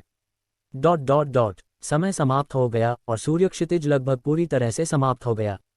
आखिरकार मिनोस के 4 कम्युनिटी के लिए येलो सिटी के इलेक्ट्रॉनिक्स पर हमला करने का समय आ गया। वे सभी पहले ही शहर में घुसपैठ कर चुके थे और हमला शुरू करने के लिए सही समय का इंतजार कर रहे थे। अध्याय 59, पीले शहर 1 पर हमला। सूर्य क्षितिज पूरी तरह से खत्म हो गया और पाइली सिटी के डाकुओं का मिशन शुरू होने का समय आ गया था। शहर के 2 प्रवेश द्वारों में से एक में करीब 30 चोर बातें करते और शराब पीते हुए उस जगह पर नजर रख रहे थे। उस स्थान पर एक 2 छत वाली इमारत थी जो शहर में आने वाले लोगों के लिए एक स्टिक के रूप में काम करती थी। हालांकि मिनोस का तीसरा और चौथा समूह येलो सिटी के किसी भी आधिकारिक प्रवेश द्वार से नहीं गुजरा था। इस शहर की अधिसूचना में कोई बड़ी बात नहीं थी और डाकू शहर के सभी स्थानों की जांच नहीं कर सके। इसलिए मिनोस और उनके 2 साथियों ने अप्रूवल क्षेत्र में प्रवेश के लिए ध्यान आकर्षित किया। समय, पश्चिम और पूर्व प्रवेश द्वार पर स्थित डाक पर हमला करने के लिए जिम्मेदार 2 समूह पहले से ही इन सूचियों पर ठीक से एक ही मिले थे। इस बीच शहर के प्रवेश द्वारों में से एक पर अपराधी बदमाश समय बिता रहे थे, जैसा कि वे आमतौर पर किसी अन्य दिन करते थे, क्योंकि वे इस शहर की कमान संभाली हुई थी। अरे डॉन, डॉन उठो यार, जब भी हमारी ड्यूटी होती है तो तुम हमेशा जुड़े रहते हो। डाक में एक ने भवन के नियंत्रण कक्ष में बैठे एक मित्र से शिकायत की। हाँ हाँ ओलिवर, इसके बारे में चिंता मत करो। यह आदमी हमेशा से ऐसा ही है, लेकिन इससे कोई फर्क नहीं पड़ता कि वह जाग रहा है या नहीं। एक और ठग ने शराब की बोतल पकड़ते हुए जिंदा जोर से कहा। इसी बीच मिनोस के सैनिक दसियों, जिन पर इस गुट पर हमला करने का आरोप था, धीरे धीरे शत्रु समूह की ओर बढ़ते रहे। दोस्तों, शत्रु समूह में 30 कल्टीवेटर हैं। उनमें से केवल 6 5वें चरण में हैं। वे 40 और 41 के स्तर पर हैं। बाकी सभी 34 और 38 के स्तर के बीच हैं। हम उन पर जल्दी से आक्रमण करेंगे, उनके लिए कोई जगह नहीं होगी। हमारा होना सैनिकों के खिलाफ शामिल होने के लिए है, एक ने कहा, जो 40 के स्तर पर था। ठीक है, जो भी सफल हो अपने साथियों को तेजी से खत्म करने में मदद करें। इससे हमारी गति बढ़ेगी। सीखना शुरू करो, एक अन्य सैनिक ने कहा कि वह इस ग्रुप में सार्जेंट रैंक में से एक था। इसमें अधिक समय नहीं लगा और ग्रुप ने उस स्टेशन पर हमला शुरू कर दिया। उस समय लगभग 8 डाकू भवन के बाहर चक्कर लगा रहे थे। जब उन्होंने देखा कि 10 लोगों का समूह धीरे धीरे अपनी ओर आ रहा है, तो एक डाकू ने जोर से कहा, तुम लोग वहां रहो। रात में येलो सिटी में प्रवेश या प्रस्थान की अनुमति नहीं है। हालांकि जब उन्हें उम्मीद थी कि 10 लोगों का समूह अपनी अशांति बंद कर देगा, तो युद्ध के हथौड़े का नुकीला हिस्सा तेजी से उनके सिर के पास आ गया। ये देखने के बाद डाकुओं की त्योरियां चढ़ गईं और अचानक हुए इस हमले से अपना बचाव करने की कोशिश की। उसी समय एक अन्य डाकू चिल्लाया जब उसे लगा कि एक तेज भाला पेट में घुस गया है। धत्तेरी की, यह आदमी इतना तेज कैसे हो सकता है? डाकू ने जब उसे बड़ी मात्रा में खून की उल्टियां होते हुए पूछा। तुरंत लड़ाई की आवाजें बिल्डिंग के बाहर अचेतन जा सकती थीं, जबकि मिनोस के 10 सैनिकों ने अपने दुश्मनों का नरसंहार किया था। लगभग उसी समय एक डाकू जो उस स्थान के एक कमरे में शराब पी रहा था, अचानक अपनी कुर्सी से उठा लिया और जोर से बोला। क्या उसने आवाज उठाई? ऐसा लगता है कि वहां कुछ गड़बड़ हो रही है। उन्होंने अपने चेहरे पर अजीब व्यवहार दिखाया। उसी कमरे में एक और ठग जोर से हंसा और बोला, हाँ, क्या कुछ मूर्खों ने हमें चुनौती देने का निर्णय लिया? लेकिन यह एक अच्छी बात है। जब से हमने इस शहर पर कब्जा किया है, हमारे बीच कभी भी अच्छी लड़ाई नहीं हुई है। डेक्स्टर, ग्राहक देखो क्या हो रहा है। दूसरे ठग ने उस आदमी की ओर देखते हुए कहा जो मुस्कुरा रहा था। ठीक है बॉस, मैं भी देखूंगा। पिछले कुछ समय से इस जगह पर हमारा कोई मनोरंजन नहीं हुआ है। अन्य ठगों ने भी डेक्स्टर के सर्विस कदम पर चलना शुरू कर दिया। हालांकि बिल्डिंग लॉन्च से पहले ही ग्रुप धीरे धीरे स्टॉक में नजर आया। जैसे ही डेक्स्टर अविवाहित द्वार से गुजरा, एक शक्तिशाली हमला उसके मुखिया पर हुआ, जिससे बिना तैयारी के डेक्स्टर को अपना उद्धार करने का समय नहीं मिला। घटक, डेक्स्टर का सिर तुरंत उसका बाकी शरीर अलग हो गया। तुरंत डेक्स्टर की गर्दन से खून बहने लगा और उसका सिर हवा में जमीन की ओर घूम गया। डेक्स्टर ने यह भी नहीं देखा कि उसे किस चीज ने मारा है। ये देखकर वे सभी आदमी जो बिल्डिंग छोड़ने वाले थे पीछे हट गए। जो कुछ हुआ उन्हें गहरा सदमा लगा, इस हद तक कि उनमें से किसी को कुछ के दिल की धड़कन से सुना जा सकता था। इतना ही नहीं, जब उन्होंने दरवाजे पर और करीब से देखा तो उन्हें उस गली के सारांश पर कई शव पड़े हुए दिखाई दिए। दुश्मन का हमला, कोई पूर्ण सांस भर हिलिया। इसमें अधिक समय नहीं लगा और 15 से अधिक अपराधी तेजी से प्रकट हुए, मिनोस के 10 सैनिकों की ओर बढ़ रहे थे जो भवन के प्रवेश द्वार पर थे। इनमें से एक डाकू, जो पहले से ही 40 के स्तर तक पहुंच गया था, ने अपने चेहरे पर एक साझा अभिव्यक्ति के साथ पूछा, आप कौन हैं? आप हम पर हमला क्यों कर रहे हैं? क्या आपको लगता है कि हमारा ग्रुप आपके जैसे छोटे ग्रुप का साथ नहीं दे सकता? मरे हुए लोगों को कुछ भी देखने को नहीं मिलता। सेना में से एक ने दुश्मनों के खिलाफ अपने हमलों की तकनीक को सक्रिय करते हुए जोखिम उठाया। अरे दुष्टों, जब हमारी सेना आएगी तो तुम सबसे प्यारे हो जाओगे। ठग दूसरा जोर से चिल्लाया। बूम! अधिक समय नहीं लगा और इस खंड पर एक तीव्र युद्ध समाप्त हो गया, जिससे हर कज़ाक सेकंड के साथ कई क्षत विक्षत शव निकल गए। उसी समय इस इमारत में बाकी सभी डाकू लड़ाई में शामिल होने आए थे। अपनी पूरी ताकत लगाओ और उन कमीनों को मार डालो। दस्यु सरदार कर्कश की आवाज चिल्लाया। वाह! हालांकि उसके तुरंत बाद हवा का एक सुरमा उसकी ओर कट गया। धत्तेरी की, मैं चकमा नहीं दे पाऊंगा। उन्होंने तैयारी में समय लगाते हुए सोचा कि वह अपनी रक्षात्मक तकनीक को हर संभव प्रयास से सक्रिय कर सकें।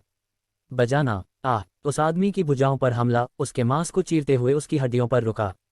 वह बमुश्किल अपना बचाव कर पाया। ये कैसे हो सकता है? मैं स्पष्ट रूप से इन लोगों से अधिक मजबूत हूँ। वह बड़बड़ा रहा था जबकि उसके अंगूठे पर खून की धार बह रही थी। उस समय तक मिनोस के सैनिक समूह ने पहले ही 20 से अधिक डाक को मार डाला था, जब शत्रु बैंड के नेताओं को अंततः गिरोह पर ही मार दिया गया था।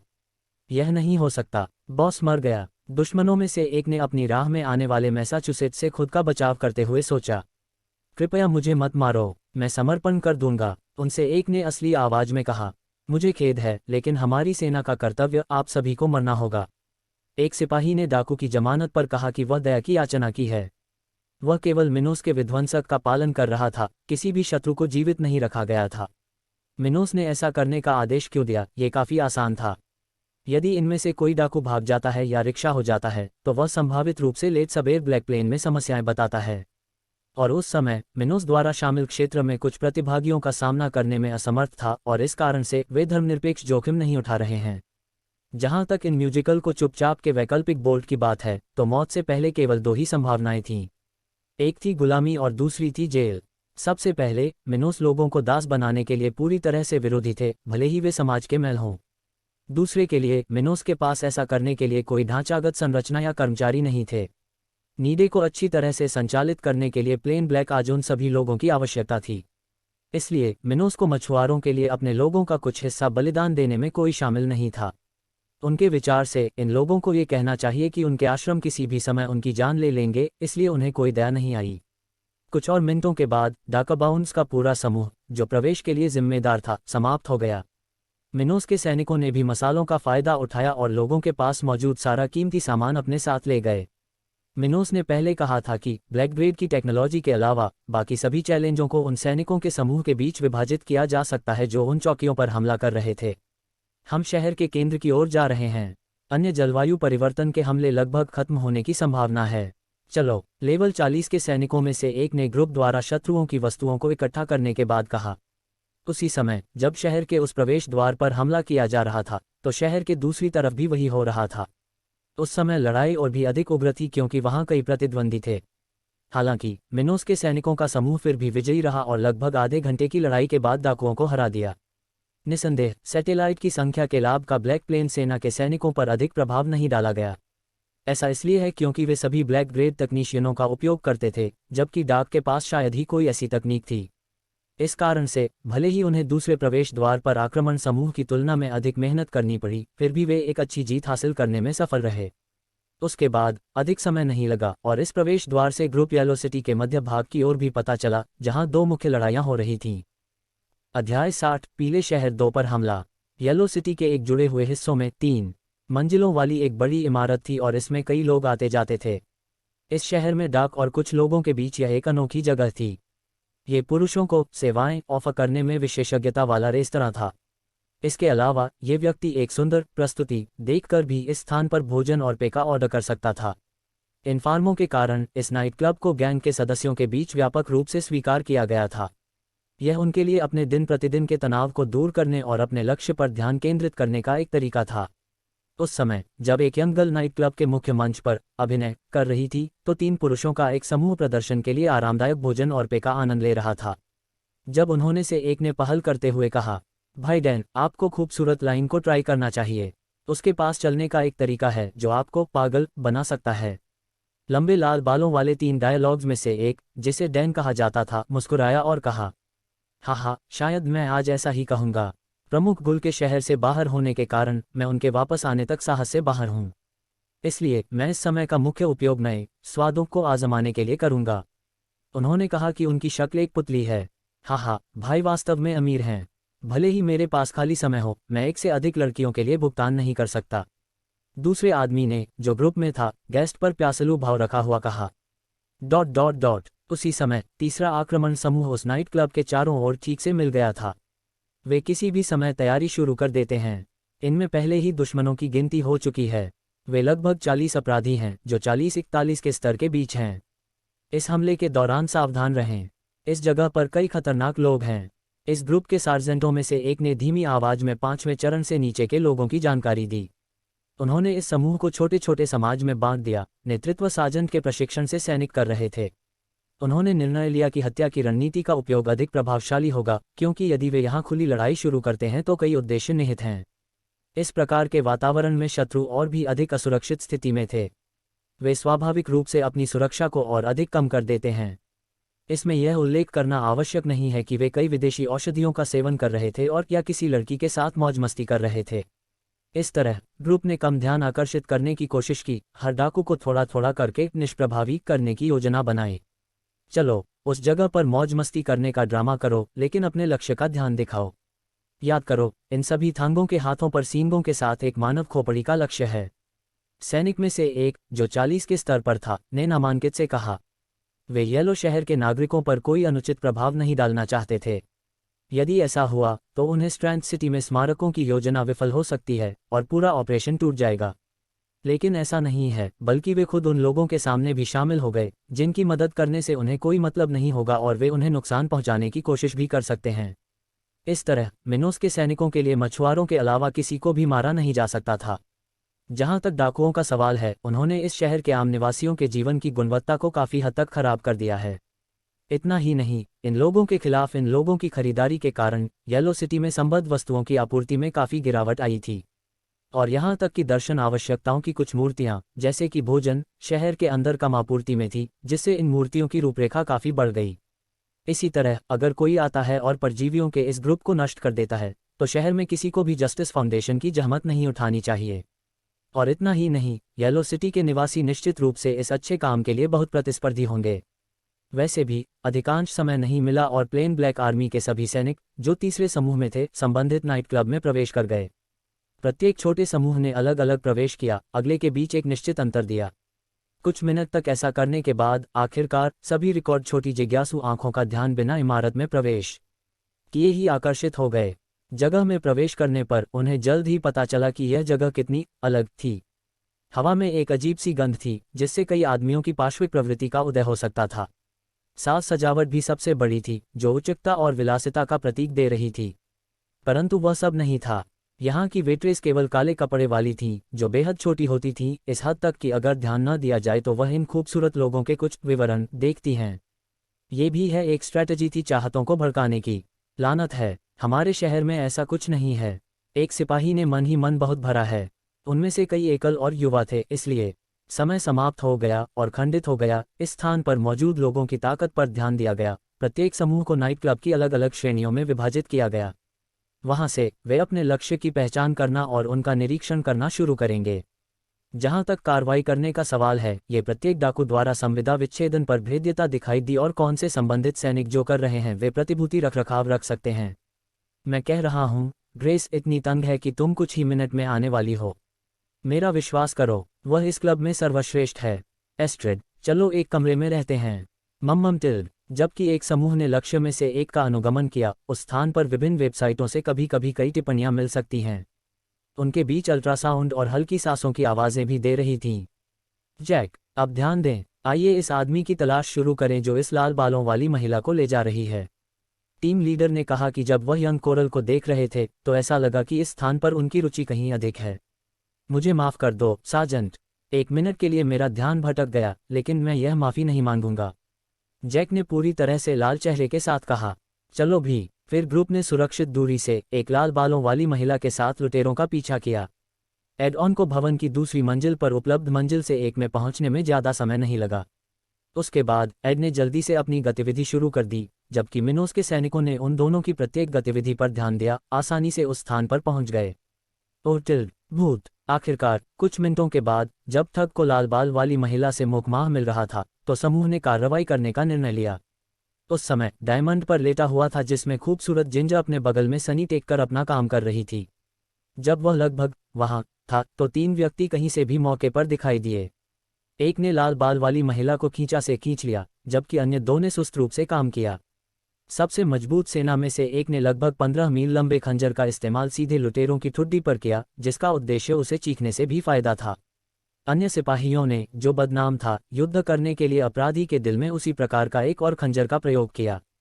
क्या? जब बिल्ली चिल्लाया तो उसे लगा कि उस पर हमला हो रहा है, लेकिन उसके लिए भी कुछ करने में बहुत देर हो चुकी थी। उसे बस ये पता चला कि ऑर्गेजम प्राप्त करने के कुछ सेकंड बाद ही उससे शादी हो जाएगी। उसी समय कमरे में एक विचित्र छवि दिखाई दी। सफ़ेद तार की एक धारा ऊपर की ओर उड़ी, जबकि 2 खंजरों ने लुटेरों को सूली पर चढ़ा दिया। ऐसा महसूस हुआ कि क्या हो रहा था। खूबसूरत युवा जिंजरदार के मारे स्क्रीना चाहते थे, लेकिन सिपाही ने उनका मुंह बंद कर दिया था, जिन्होंने सबसे पहले उन्हें हटा दिया था। ओह बक्सर, मुझे आशा है कि मैं इसमें शामिल नहीं हूँ, उसने सोचा, और उसका स्थानीय लाल गोदाम आखिरकार इस तरह की हत्या होती है देखना कहीं से भी अच्छी बात नहीं थी। इस प्रकार की कार्रवाई का नियम बिल्कुल यही था कि सभी गवाहों को मार डाला जाए। कोई पूर्ण हत्या नहीं थी, इसलिए हत्या करने का सबसे अच्छा उपाय सावधानी से काम करना नहीं था, बल्कि अंतिम रूप से काम करना था। ज्यादा समय नहीं लगा और गिरे हुए आतंकियों की सांसें थमा दीं। वह मर चुका है, इस आदमी का सामान ले लो और चलो अपने मिशन पर आगे बढ़ें। ग्रुप में सार्जेंट ने मध्यम आवाज में कहा। फिर उसने उस खूबसूरत महिला की तरफ देखा जो पूरी तरह से नंगी थी और बोली, युवा महिला, चिंता मत करो, हम साथ कुछ भी गलत नहीं करेंगे, क्योंकि यह हत्या जल्द ही एक रहस्य नहीं बनेगी। लेकिन हमें अपना मिशन पूरा होने तक इस कमरे में बंद रखना होगा। ठीक है, उन्होंने युवा टाइगर के खूबसूरत गुलाबी निपल्स को देखने से बचते हुए कहा। मम्मा, मैं समझ गया, उसने उस सिपाही को चाबियां देते हुए कहा जिसने उससे बात की थी। उसके बाद समूह ने खूबसूरत रेडहेड को उस कमरे में बंद कर दिया और नए लक्ष्यों की तलाश की। ... लगभग 1 घंटा बीत चुका था जब सैनिकों के समूह ने इस नाइट क्लब पर हमला शुरू कर दिया था। अधिकांश समूहों को पिछली जैसी स्थितियों का सामना करना पड़ा, जिसमें उन्होंने अपने दुश्मनों को बहुत ही विवेकपूर्ण तरीके से मार डाला। हालांकि कुछ मामलों में विशिष्ट डाकू अचानक हुए हमले से अपना बचाव करने में कामयाब रहे हैं। इस वजह से क्लब के विभिन्न हिस्सों में कुछ छोटी मोटी लड़ाइयां छिड़ गईं। लेकिन बस इतना ही था। 40 अपराधियों में से कोई भी भागने में सफल नहीं हुआ, क्योंकि अचानक हुए हमले से खुद को बचाने में सक्षम होना उनके लिए पहले से ही एक उत्कृष्ट उपलब्धि थी। बाद में उनके सबसे शक्तिशाली डाकू भी ब्लैक प्लेन आर्मी के 5 से अधिक हमलों से अपनी रक्षा करने में विफल रहे।